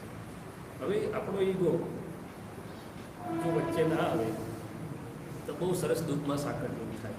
મને એક પ્રસંગ યાદ આવ્યો, વાત કરતા હતા, નેચરલ છે આટલું બધું. સ્કૂલમાં પેલો સ્ટુડન્ટ ડે ઉજવાય, તમને ખબર છે કે નહીં ખબર ને, અમારી સ્કૂલોમાં સ્ટુડન્ટ ડે ઉજવાતો હતો. એટલે સ્ટુડન્ટ ડેને દિવસે એક સ્ટુડન્ટને પ્રિન્સિપલ બનાવે, બાકીના સ્ટુડન્ટ ટીચર હોય ને બધું. એટલે શૈલેષભાઈના ભાગમાં પ્રિન્સિપલનો રોલ આવેલો. તે જમાનામાં ખબર નહીં કુદરતી પણ છે, શૈલેષભાઈ ખુરશી પર નતા બેઠા, નીચે બેઠા, બધા જે ટીચરો બનાવેલા એને બહુ પ્રોત્સાહન આપેલા. બધા ખુશ થઈ ગયા. એમ કહેવાનું તાત્પર્ય શું છે કે વિવેકાનંદે કીધું લીડરશિપ ક્વોલિટીઝની વાત કરી કે ટીમ લીડર અંદરથી પોતે નાનો હોય, સેવક હોય. આપણે જે કીધું દાદાનો પ્રિન્સિપલ એપ્લાય કરો, એ પોતે સેવક ભાવમાં હોય છે કે મને ઓપોર્ચ્યુનિટી મળી છે બધા જોડે. That is principal 2. પ્રિન્સિપલ 3 મારી દ્રષ્ટિએ કે ટીમ લીડરની નિખાલસતા બીજાને અનુભવમાં આવે ને કે તમે એની જોડે હાર્ટી, નિખાલસ અને ટ્રાન્સપરન્ટ છો. જનરલી લોકોને શું કરે છે, મેં ઓબ્ઝર્વ કર્યું છે કે એનામાં કેપેસિટી, એબિલિટી બધું જ હોય, પણ એ જુએ કે આ કંઈક હાથમાં છે, આ કયા ઇન્ટેન્શનથી મારી પાસે કરાવવામાં આવી છે. He tries to find out your foul intention, અથવા he tries to find some fault in your intention. જ્યાં સુધી એને કન્વિન્સ ના થાય કે હાર્ટીલી મારી સાથે છે, ત્યાં સુધી કોઈ માણસ તમને સારું કામ નહીં આપે. બેસ્ટ તો નહીં જ આપે. બેસ્ટ ક્યારે આપે કે એને થાય કે ના મારી જોડે ઓપન હાર્ટેડ છે, હાર્ટીલી છે. હાર્ટીલી પછી તમે એને કોઈક દાડો ખાનગી ધબ્બો મારી દેશો તો વાંધો નથી. પણ વન્સ હી શુડ ફીલ કે ના હાર્ટીલી મારા માટે ને ભાવ છે, મારા માટે પોઝિટિવ છે. બાકી જનરલી ખેંચમતાણી જ હોય કે ભાઈ આ પેલાને આમ કરે છે, મને આમ કરે, ફલાણે આમ કરે, ટીકડો કરે. આ બધા સટલ આસ્પેક્ટ્સ કહું છું. તો દાદાનું વિજ્ઞાન તો બધું અદ્ભુત છે કે આપણે સામાન્ય રિલેટિવ શુદ્ધાત્મા જોઈએ. હવે હું ટીમ લીડર છું કે જે ભૂમિકામાં આવ્યો છું, પણ હું તારી સાથે મનવચન કાયાથી તારો ઇન્ટરેસ્ટ જો કે તને કેવી રીતે સારું થાય, તો કેવી રીતે ઉપર આવે, તેમાં પહેલો ફાયદો મને થાય કે તને થાય. હા, કારણ કે મને મારા પોઝિટિવ એટીટ્યુડનો, મારી ટ્રાન્સપરન્સીનો, મારી સિન્સિયરિટીનો, મારી મોરાલિટીનો પહેલો લાભ મને છે. ભલે તું મને ગણે કે ના ગણે, ભલે નેચરમાં મને એનો રિવોર્ડ મળે કે ના મળે, પણ first reward here now and here only મને મળે છે. અને પછી મારું એવું ટ્રાન્સપરન્ટ ને ક્લિયર હોય તો મને બીક લાગે ખરી, કંઈ કોઈ બી પોલિટિક્સની મને બીક લાગે હશે વ્યવસ્થિતમાં, પણ I am not afraid with myself. આપણે તો માય સેલ્ફથી અફ્રેડ છીએ. શું છે કે હું કંઈક પ્લાનિંગ કરતો હું, આમ કરતો હું, જોડે આમ કરવાનું, જોડે આમ કરવાનું, પ્લાનિંગ બીજા હું મારા જ પ્લાનિંગથી ડરું છું. કારણ કે મારું પ્લાનિંગ ક્લિયર્ડ ઇન્ટેન્શન નથી. અને આમ મેનેજ કરવાનો છે ને આમ મેનેજ કરવાનું અને આમ મેનેજ કરવાનું. એટલે મને આ સમજાય દાદાના વિજ્ઞાનમાં કે હું જ છું દાદા કહે છે બધે. અને મારા મનવાણી કયાથી બધાને સુખ એટલે શું કે બધા ઉપર આવે. લીડરની ભાવના એ બધા ઉપર આવે. વિવેકાનંદે કહ્યું કે one who is the can make other leaders is the best leader. અને આ પેલો ટીમ લીડર શું વિચારે બધા મારા સબોર્ડિનેટ જ રહેવા જોઈએ, એથી કોઈ ઉપર ના જાય. હવે કોમ્પિટિશન ના થવી જોઈએ. થાય તો ટાટીઓ ખેતી પાડવાની છે કે ઊભો સાનો થાય છે. એવું જ થાય છે. But that is where we are not winning. આ કુદરતના નિયમમાં નથી સુસંગત થતું. શું થાય છે, દુનિયાના લોઝ આવા જ છે, દુનિયાની રીત આવી છે, પણ નેચરની રીત આવી નથી, જ્ઞાનીની રીત આવી નથી. આ તો જસ્ટ સટલ વાતો કરું છું. જોજો અંદર લેબોરેટરી જશે એટલે કામ કરશે. આપણે મતલબ કે આપણે ગ્રો કરવું છે અને કરિયરમાં તો આપણે એક ટાઈમે આવું છે કે મને ઉપર જવું છે. પણ આપણને ગ્રો કરવાનું સાયન્સ ખબર નથી ને કે આપણો ગ્રોથ શામાં છે. આપણે ગ્રો કરવું છે 100% કરવું છે, પણ આપણે ગ્રો કઈ રીતે કરી શકીએ. there are two aspects, one is skill aspect and one is human interaction aspect. બરાબર ને? સ્કિલ તો આપણે આપણી રીતે જે કંઈ આપણને લોકો પાસેથી શીખવા મળે સારું, but what ever you do, but human interaction is also very important aspect. Machine જોડે કામ કરવું અલગ વાત છે ને હ્યુમન્સ જોડે કામ કરવું અલગ વાત છે. એટલે હ્યુમન્સ જોડેની આ વાત આવી કે હું જ છું તો હું તને પાડું કે ચડાવું. તને પાડું એ પહેલાં હું પડું છું, તને કાપું એ પહેલાં હું કપાવું છું. હવે આ જ્યારે સટલ એક્સપિરિયન્સ થવા મળશે ને, વાણી હોય કે ડીલિંગ હોય બધામાં, કે મારા માઇન્ડ બોડી સ્પીચથી બીજાને જે અસર પડવાની પહેલાં મને કરે છે. એ તો આપણું પરવર્ટેડ ઇન્ટેલેક્ટ એને ઢાંકી દે છે કે આમ કરવું જ પડે, આમ કરવું જ પડે, ને ધીસ ઇઝ ધ વે. આપણે સટલી વિચાર કરીએ તો એટ ધ બોટમ લાઈન શું છે, આપણે બધું કરીએ છીએ, નોકરી ધંધો લીડરશીપ ફલાણું બીજું, મારે હેપી થવા કે હેપી થવાનું. હેપી તો હેપી થવાનું મારા મનવાણી કાંઈથી કોઈ ડિસ્ટર્બ થાય ત્યારે હું હેપી હોઈશ. અરે થતાં પહેલાં હું ઝાપડી હોઈશ. અને મારા મનવાણી કાંઈથી એને હેપી કરવાનો મારો કે ઉપર લાવવાનો ભાવ છે, તો એ જે પરસીવ કરે પણ હું તો હેપી છું. Even if he perceives me wrongly, I will perceive me right. ને મને તો ખબર છે ને મારા હાર્ટમાં શું છે, તો મને મારું બર્ડન આવશે, બોધરેશન થશે, નહીં થાય. આઈ keep growing in the scheme of nature. નિમિત્ત ગમે તે હોય. એટલે આ બધા જે પ્રિન્સિપલ્સ વિજ્ઞાનના છે કે ભાઈ રિલેટિવ રિયલ શુદ્ધાત્મા જોયા. શુદ્ધાત્મા જોઈએ એટલે શું કરી લો છો. અને વ્યવહાર જ્યારે સમજાય મને કે મારા માઇન્ડ બોડી સ્પીચની જે બીજાને માટે છે, પહેલાં મારા માટે મને જ અસર કરે છે. I myself, not for my other members, I am with them પણ વર્કિંગ ટુ માય સેલ્ફ. કારણ કે in the scheme of nature આ રીતે હું તમને જોડે કરી રહ્યો છું. તો આ બધા પ્રિન્સિપલ્સ આપણી અંદર એની મેળે થાય અને આપણો ઈગો આમે એ થઈ ગયો હોય જો સારો પોઝિટિવ તો અવળેલો હોય તો આપણે માનની ભૂખ માટે વર્તીએ કે એમને માન આપીએ. જે પોતે માનનો ભૂખ્યો છે ને બીજાને હંમેશા ક્રિટિસાઇઝ કરે, દાદાનું સેન્ટેન્સ છે અને જે પોતાની માનની ગાંઠ જેની નોર્મલ છે અથવા વગડેલી છે તો બીજાને પ્રેઝ કરશે, એપ્રિશિએટ કરશે. અને એપ્રિશિએશન તમે કરો ને એના જેવી કામ લેવાની રીતે કેવી પણ ટ્રુ એપ્રિસિએશન શું છે. પણ આ બધું કંઈ ગણીને ના આવે. આ બેઝિક વાત કરીએ. એકવાર આપણે જ્યાં પણ જઈએ, જોબ હોય કે ઘર હોય કે સત્સંગ રિલેટિવ શુદ્ધાર્થમાં જોયું શું ભાઈ મારું મારે તો કે છે કે બધાને ઉપર લાવવા એના ઇન્ટરેસ્ટમાં મારો ઇન્ટરેસ્ટ છે. શું કહે છે? હું બિઝનેસમેન છું, પ્રોડક્શન તો કન્ઝ્યુમરને શું સારું મળે, વેલ્યુ સર્વિસ આપું તો એને શું સારું મળે એ હું વિચારું તો મારો ગ્રોથ છે, રિયલી ગ્રોથ છે, મારો આનંદ છે, મારું સેટિસ્ફેક્શન છે ને મારી ફૂલફિલમેન્ટ છે. એનાથી વધારે મારી જે અંદરની શક્તિ ખુલ્લી થશે ને એનો કોઈ અંદાજ નથી. અને આ બધી રમતોમાં જે શક્તિ રૂધાશે એનોય કોઈ અંદાજ નથી. એટલે આપણી જે નેચરલ અંદરની ઇન્ટ્રિન્સિક સૂઝ અને શક્તિ હોય છે, જે nature universe is quite open. તમારો રિસીવર જો ઓપન હોય ને તો આખું વર્લ્ડ તમારા માટે યુનિવર્સમાં બ્રહ્માંડમાં એટલી બધી શક્તિ છે કે નામ પૂછવા. એટલે દાદાએ બીજું કંઈ કર્યું નથી. આ બધાને અમારા બધાને શું કર્યું? બધાના સુખની કલ્યાણની ભાવના કરો એમાં શું કર્યું? કેવી નાખ્યું આપ્યું? કંઈ બરકત નથી. પણ આજે વર્લ્ડમાં બધાનો પ્રેમ મળતો થઈ ગયો કારણ કે અમને પ્રેમ આવતો થઈ ગયો. બધા પર શું થયું? ખાલી સોફ્ટવેર બદલ્યું છે. તમે મોટાભાગના કોમ્પ્યુટરવાળા છો, સોફ્ટવેરમાં ખાલી ચેન્જ કર્યો છે દાદા, બીજો કશો ચેન્જ કર્યો નથી. હવે આ તારી વાણીની વાત દાદાનું બહુ સરસ છે કે વાણીથી બગડેલું વાણીથી સુધારી શકાય છે. નીકળી ગયો શબ્દ, 2 મિનિટ પછી તો એમથી એને કહી શકો વાણીને આ પરસ્પેક્ટિવ નો સોરી વી આર ફ્રેન્ડ્સ. એટલે દાદાએ બીજી વાત કરી કે આપણી હાર્ટમાં જે ફ્રેન્ડલીનેસ અને પ્રેમની વાત છે તો બહાર બંને પણ વનનેસ અંદરથી હાર્ટનો મૈત્રી ભાવ જો ના તૂટે કોઈ તો તરત તમે ફેરવી નાખશો બીજી મિનિટ તો પાછા હસતા રમતા થઈ જશો. કોઈને કંઈ ખેંચી રાખીને સ્ટ્રેસ લેવો નથી માથા પર.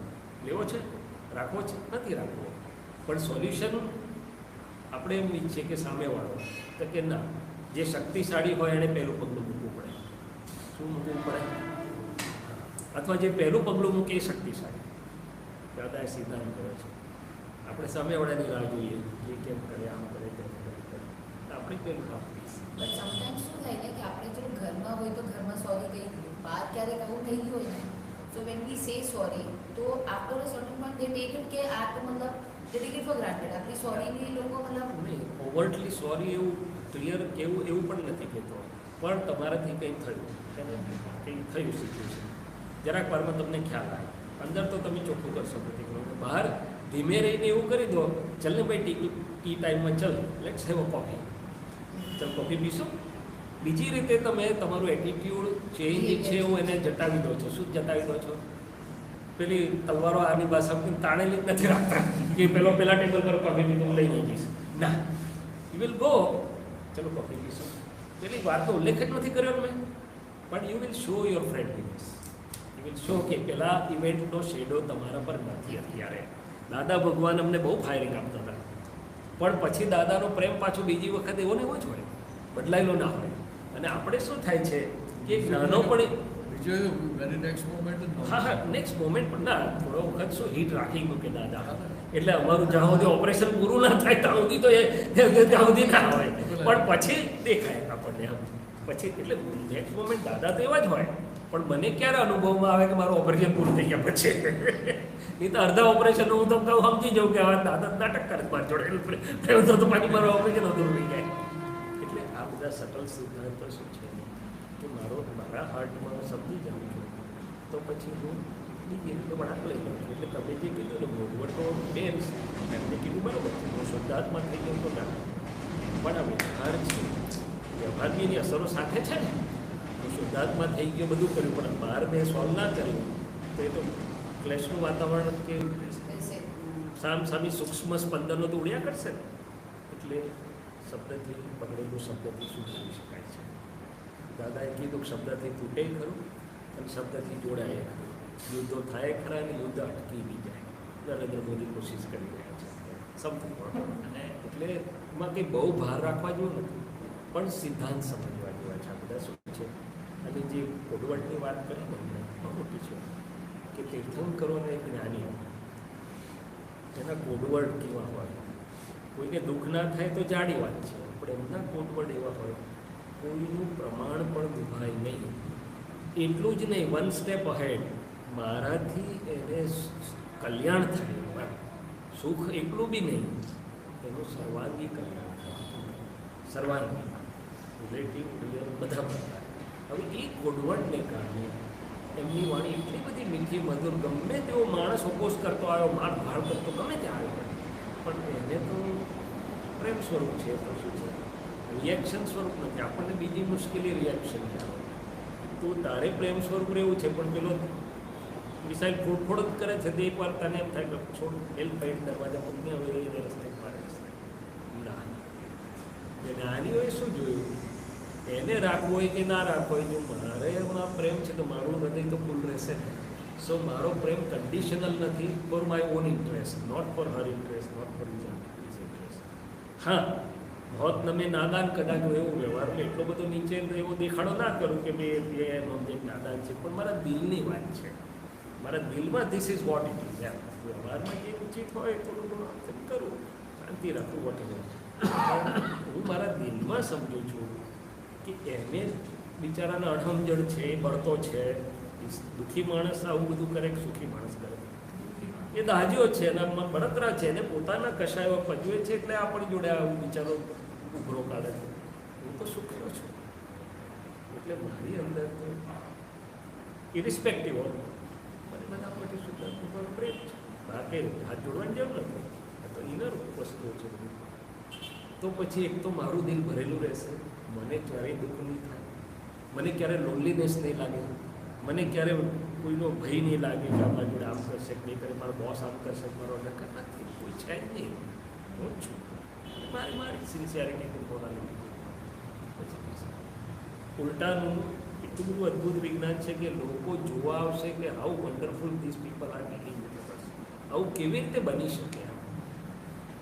અને અત્યારે તમે જુઓ તો મોટી મોટી ઇન્ડસ્ટ્રીઓ, મોટા મોટા કોર્પોરેટ હાઉસીસ હ્યુમન હેન્ડલિંગ માટે લાખો ડોલર આપીને કોર્સિસ બાય કરે છે, અને આપણે મફતમાં છે એ કોર્સિસ. અને ફોર્મલમાં કરીએ જોઈએ તો ફોર્મલ પ્રેઝન્ટેશનમાં છે, પાછું પેલા કરતા વધારે સાયન્ટિફિક સવાલ જ નથી. એક વાત કરી, થોડીક વાત કરી, આ તો થોડીક વાત કરી કે workplace spirituality and work પ્લેસનું પ્રેઝન્ટેશન પણ છે. એટલે આપણે અત્યારે વાત કરીને કે વાણીના કરેલા જે દોષો છે એને આપણે વાણીથી જ આપણે ઉકેલી શકીએ, તો વાણીથી પણ ઉકેલી શકાય. એટલે તમે જે કીધું ભોગવટ એટલે કંઈક બોલાઈ ગયું અને એને લીધે જે આ બધું ટર્બ્યુલન્સ ઊભું થયું, તે તમે વાણીથી અંદરનું તો સમજી ગયા, આપણે પ્રતિક્રમણ સમજ્યા, શુદ્ધાત્મા સમજ્યા, એ બધું સમજ્યા, ભાવના નવકલમ, વાણીથી પણ સુધારી શકાય છે એમ કહેવામાં આવે છે. તો એ જે યુઝ કરવાના ટાઈમે કેવું થાય છે કે અંદરથી છે ને ઈગો નડે, ઈગો અને બુદ્ધિ આપણને એવું બતાડે કે if we become very easy going people will take advantage of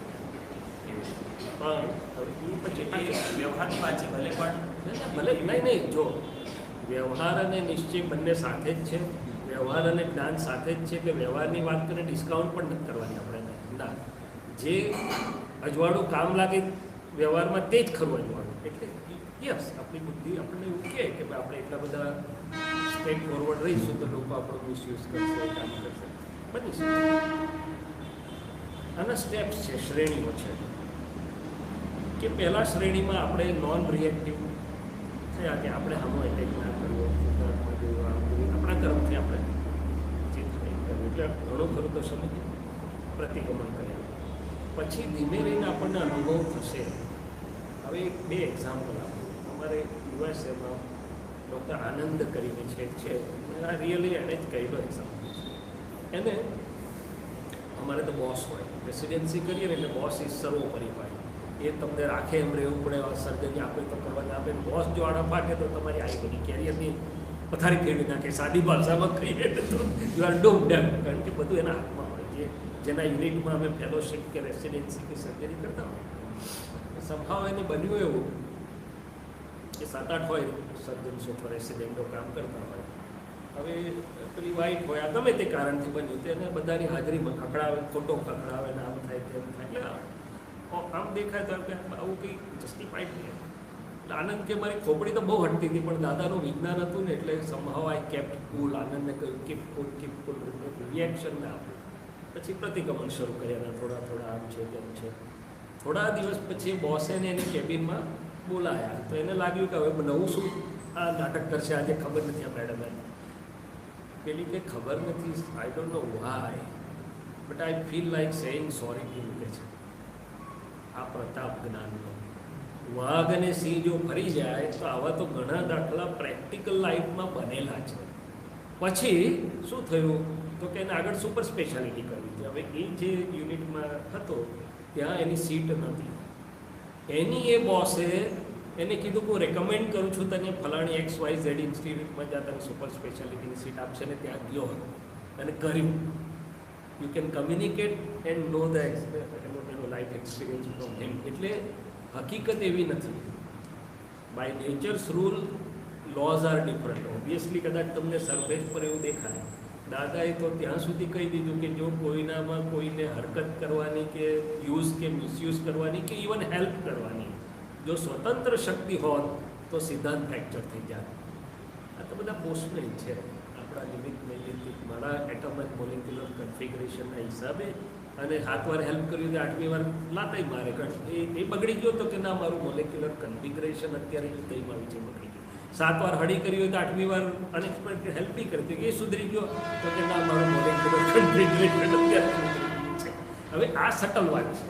એ એકદમ આપણા મનને બુદ્ધિને સ્વીકાર્યતા થાય પણ ધીમે ધીમે gradually if V try it out તો એક્સપિરિયન્સમાં હવે આનંદે લીધું ને પ્રયોગમાં લીધું ને એને અનુભવ થયો એટલે એને બેસે કે ના. એવી રીતે જ્યારે સેંકડો એક્ઝામ્પલ છે કે પોતાની સાઈડથી જો કરેક્શન્સ કર્યા કરે છે તો નેચરમાં એનું રિફ્લેક્શન વહેલું મોડું થયા વગર રહેતું નથી.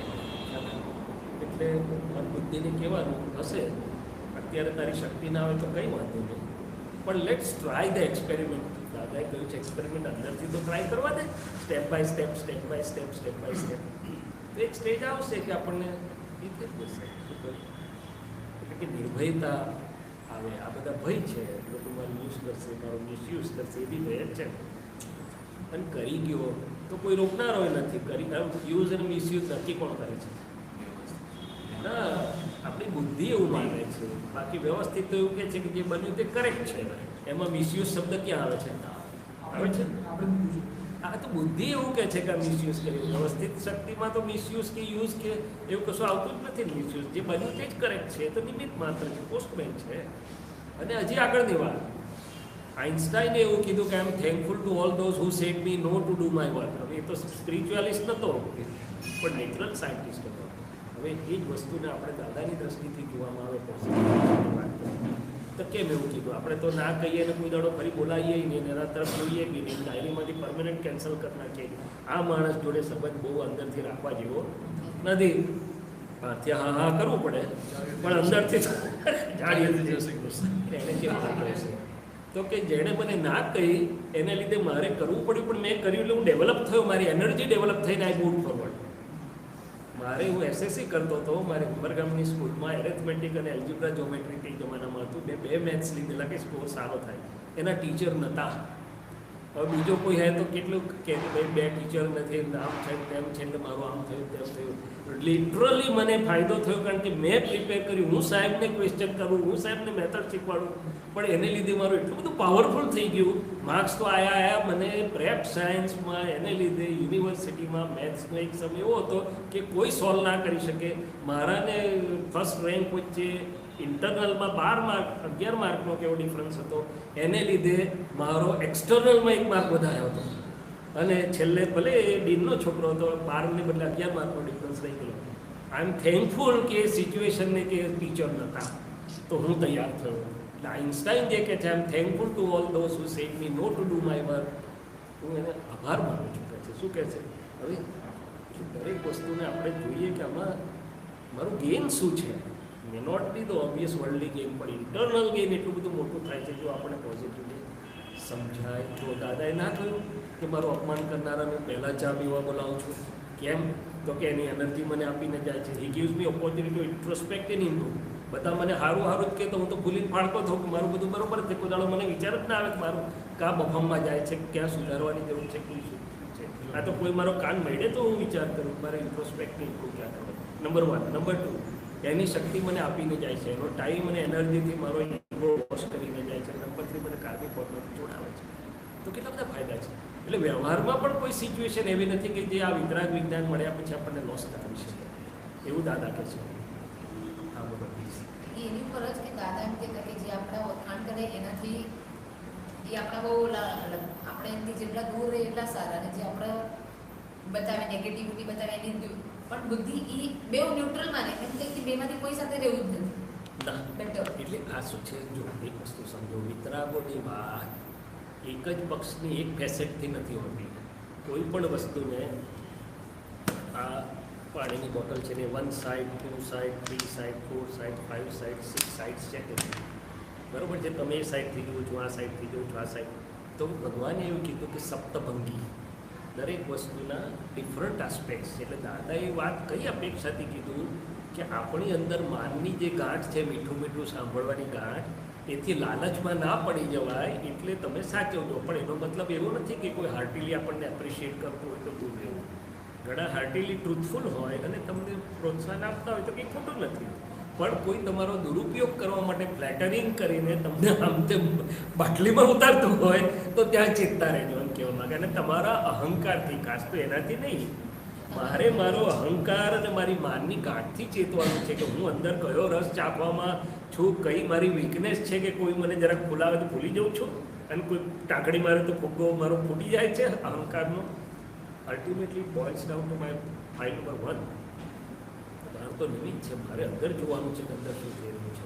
અને ટીકા કરનારાથી જનરલી આપણા મન બુદ્ધિ ચિત્ત અહંકારને ગમે નહીં. એટલે અડધું રહી ગયું છે કે માન કરે ને તો કન્ટિન્યુ બોલે નહીં, ભક્તિને અપ્રિશિએટ કરી ભક્તિને, પણ જેવું નેગેટિવ આવે ને તો ત્યારે એ નથી રહેતું કે ભક્તિને, ત્યારે પછી આવે કે મને જ કીધું. એબ્સોલ્યુટલી. કારણ કે બધી અડધું થયું છે, અડધું નથી. એનું કારણ છે કે ભાઈ આપણે જેટલું સાંભળ્યું એટલું બધું થઈ નથી ગયું આપણને, આપણે પ્રોસેસમાં છીએ. એટલે હવે શું કરવાનું, જે નથી થઈ ગયું તે નવરાશના ટાઈમમાં દાદાને યાદ કરી, આંખ બંધ કરી શક્તિ માગવાની. જે દાદા ભગવાન તમે ભક્તિ નામ કીધું, ભક્તિની અંદર વિરાજમાન રહો, અમારી સાથે વિરાજમાન રહો.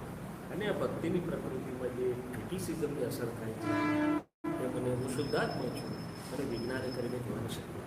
એટલે બધા પ્રજ્ઞા બધું ખુલ્લું પડશે કે કોને કીધું ભક્તિને કીધું હું શુદ્ધાત્મા છું, ભક્તિને આ ટેપ રેકર્ડવાની, ભક્તિના પરમાણુના સમય આવશ્યક મુક્ત છું. પછી આગળ ચાલશે કે ભાઈ દાદાએ તો કીધું કે ક્રિટિસિઝમ કરનારાનો પહેલો ચાપ બોલાવું છું. કેમ? તો કે એ મને ઇન્ટ્રોસ્પેક્ટને ઇમ્પ્રુવમેન્ટનો સ્કોપ આપે છે, એની શક્તિ મને આપીને જાય છે, એના વોશિંગ મશીનથી મારા કપડાં ધોઈ આપે છે, વોટ એવર એક્સ વાય. એ બધું થશે એટલે પેલું પોટકલ ચોખ્ખું થશે. શું થશે? એટલે ટૂંકમાં પ્રકૃતિના બધા આવરણો ઉડી નથી ગયેલા, આપણા અજ્ઞાનના ખૂણાઓના આવરણો છે, પણ ના બહુ છે એવું ના બોલો. ઇટ્સ ગુડ કે it gives me opportunity to apply.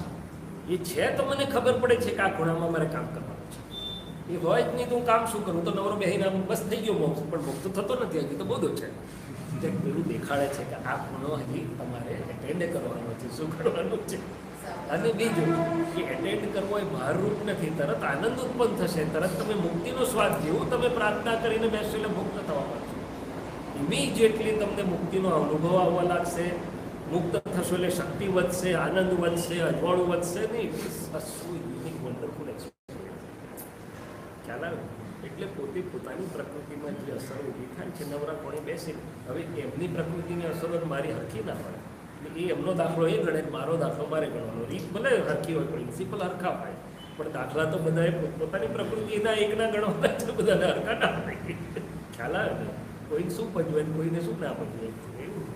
એટલે એવું કશો વાંધો નહીં. આપણે ઓળખાયું પહેલાં પહેલું ઓળખાયું એટલે એને લેબોરેટરીમાં મૂકવાનું પ્રોસેસમાં કે વાયરસ ક્યાં છે, કયું સોફ્ટવેર ચેન્જ કરવાનું છે, કયું કનેક્શન કરવાનું છે, અને પ્રાર્થના કરીને બેસશે એટલે દાદા બધું અજવાળું અંદરથી આપશે. મય રહેલા દાદા.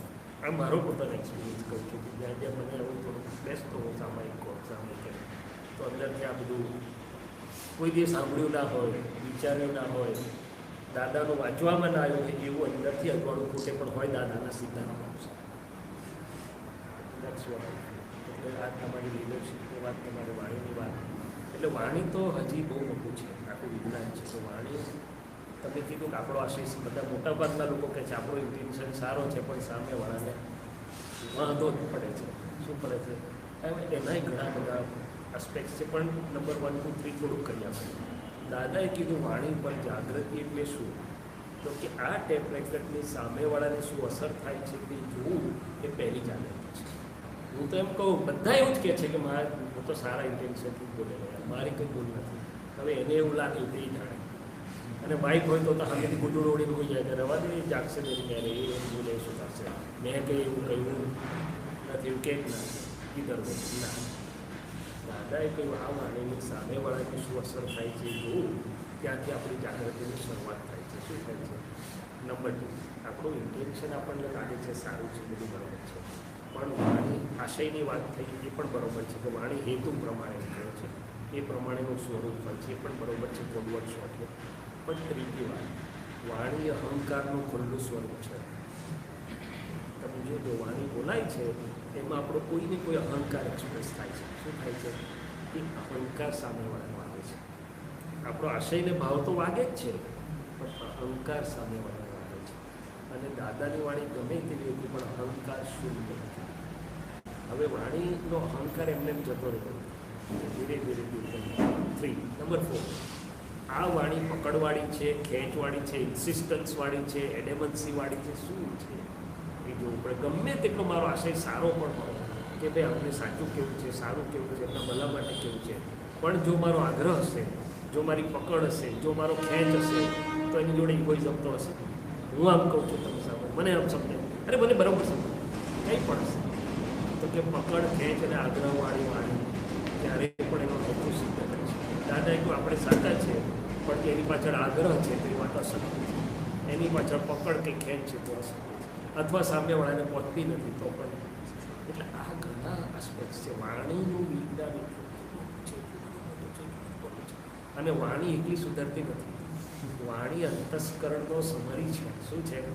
મારું અંતસ્કરણ જેવું ચાલે છે એવું વાણીમાં નીકળે. ભલે તમે ગમે તેટલું દાબી રાખો, કોક દિવસ 2 શબ્દ લીક થશે, અમારી સામેવાળા પહોંચી જશે. ક્યાંક ગાય કેવું આશય છે, વાણીથી પડે છે. સંચારે નીકળેલી વાચા ચારિત્ર બળની ઓળખ. અને સમજવું હોય ને તે 2 શબ્દ પરથી જ સમજી જાય કે આની અંદર આખું કેવું છે. તો આપણે કરેક્શન ક્યાં કરશું? અંતસ્કરણ. સીધી વાત છે કે રિલેટિવ રિયલ શુદ્ધાત્મા જો પ્રેમથી મૈત્રીમાં આવતી છે, બાકીનું બધું ધીમે ધીમે કરેક્શન થવાનું છે. એટલે વાણીનો હેતુ તો બરાબર જ છે. હવે આગળ એમાં જ કે જનરલી આપણી વાણી શાના માટે બોલાય છે? તો કે હું સાચો છું. ગિવન સેટ ઓફ સિચ્યુએશન, ભાઈ મેં આ ઇન્ટેન્શનથી કહ્યું, આ સંજોગો થાય ના ઉભેલા, we are trying to prove કે I am right. That means I am trying to prove કે યુ આર રોંગ, અથવા તો તમે માનો છો, વિચારો છો, બોલો છો એ સાચું નથી. હવે આ જે ભેદવાળી વાણી છે ને કોઈ દાડો કાશીએ પહોંચે નહીં. એટલે હું સાચો છું એ મોટામાં મોટું મોત છે. આગ્રહ હતો તો કે હું ખોટો છું, તો કે ના વાત કરો પછી છોડી અજવાળું કરો, એક વાર વાત કરી હે એક ચુગામાં જ મેન છે પકડ, ખેંચ ને આગ્રહ. એટલે મેં મારા એક્સપેરિમેન્ટ આ બધા ક્યારેક ક્યારેક મૂકેલા છે. એ દાદા ભગવાન મને પકડોને જોવાની, ખેંચને જોવાની, આગ્રહને જોવાની શક્તિ આપો. વાણીની પાછળ જે પકડ કે ખેંચની જોવાની છે, અરે વાણીના આરોહ હોતો આ કહે છે ને, how one speaks is very important. કોઈ ભલે સારું બોલે પણ એનો આરોહ અવરોહ શું છે? આ તો બહુ ઇન્ટેલિજન્ટ મશીનો છે ઇન્ડિયન. જરાકમાં સમજી જાય. અરે ના બોલે તો આંખ પરથી સમજી જાય, ના બોલે તો ફેશિયલ લાઇન્સ પરથી સમજી જાય. શું સમજો છો તમે? એમાં હસબન્ડ વાઇફના ટ્રાન્સમીટર્સ તો એટલા બધા દૂરથી સમજી જાય. હા, એટલે એ છુપાયું કરેક્શન કરીએ એટલે આપણે થોડું સોફ્ટવેર જ એવું સર્ચ કરી દઈએ ને બરાબર. અને છેલ્લી વાત, દાદાએ કીધું અમે તો હારીને જીતીએ છીએ. આપણે વ્યવહારમાં જીતવા જઈએ છીએ. આઈ એમ રાઈટ એ જીતવાની વાત છે. અમે તો હારીને જીતીએ છીએ. એક વાર સમજાઈએ પછી એ કે ના આમ જ છે તમે મને ખબર નહીં કે મારે તો જૂનું એટલે I don't know the receipt you are right જીતાડી મોકલીએ કે કેટલા બધા આસ્પેક્ટ છે એમ કહું છું. વાણીના એટલા બધા આસ્પેક્ટ છે, પણ એમ પર મૂકીએ ને બહુ મોટો પુરુષાર્થ થાય.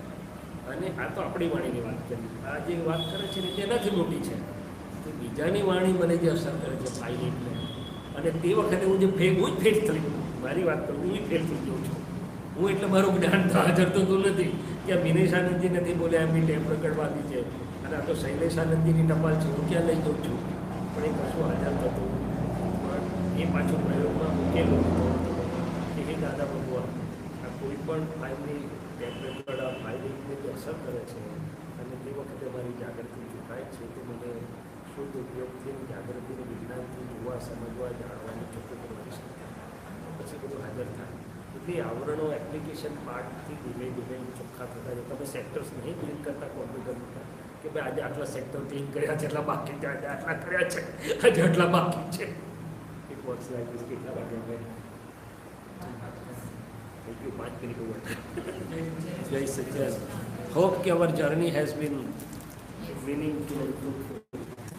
બધાની વાણીઓથી થઈ જાય અમારી. દાદાની બસ દાદાને પ્રાર્થના છે કે બધાની વાણી બધાને ગમતી થઈ જાય. થશે, ગમતી થઈ જાય તો સરસ છે. ગમતી એટલે સુખદાયક. હા. હિત મિત્ર પ્રિય. ગમતી એવું નહીં. ગમતી તો એને જે ગમતું હોય એવી વાત કરો, એનો લોભ પોષો કે એનો માન પોષો તો ગમતી થઈ જાય. એવી રીતે નહીં. આપણા ચોખ્ખા આશય એનું સવાલ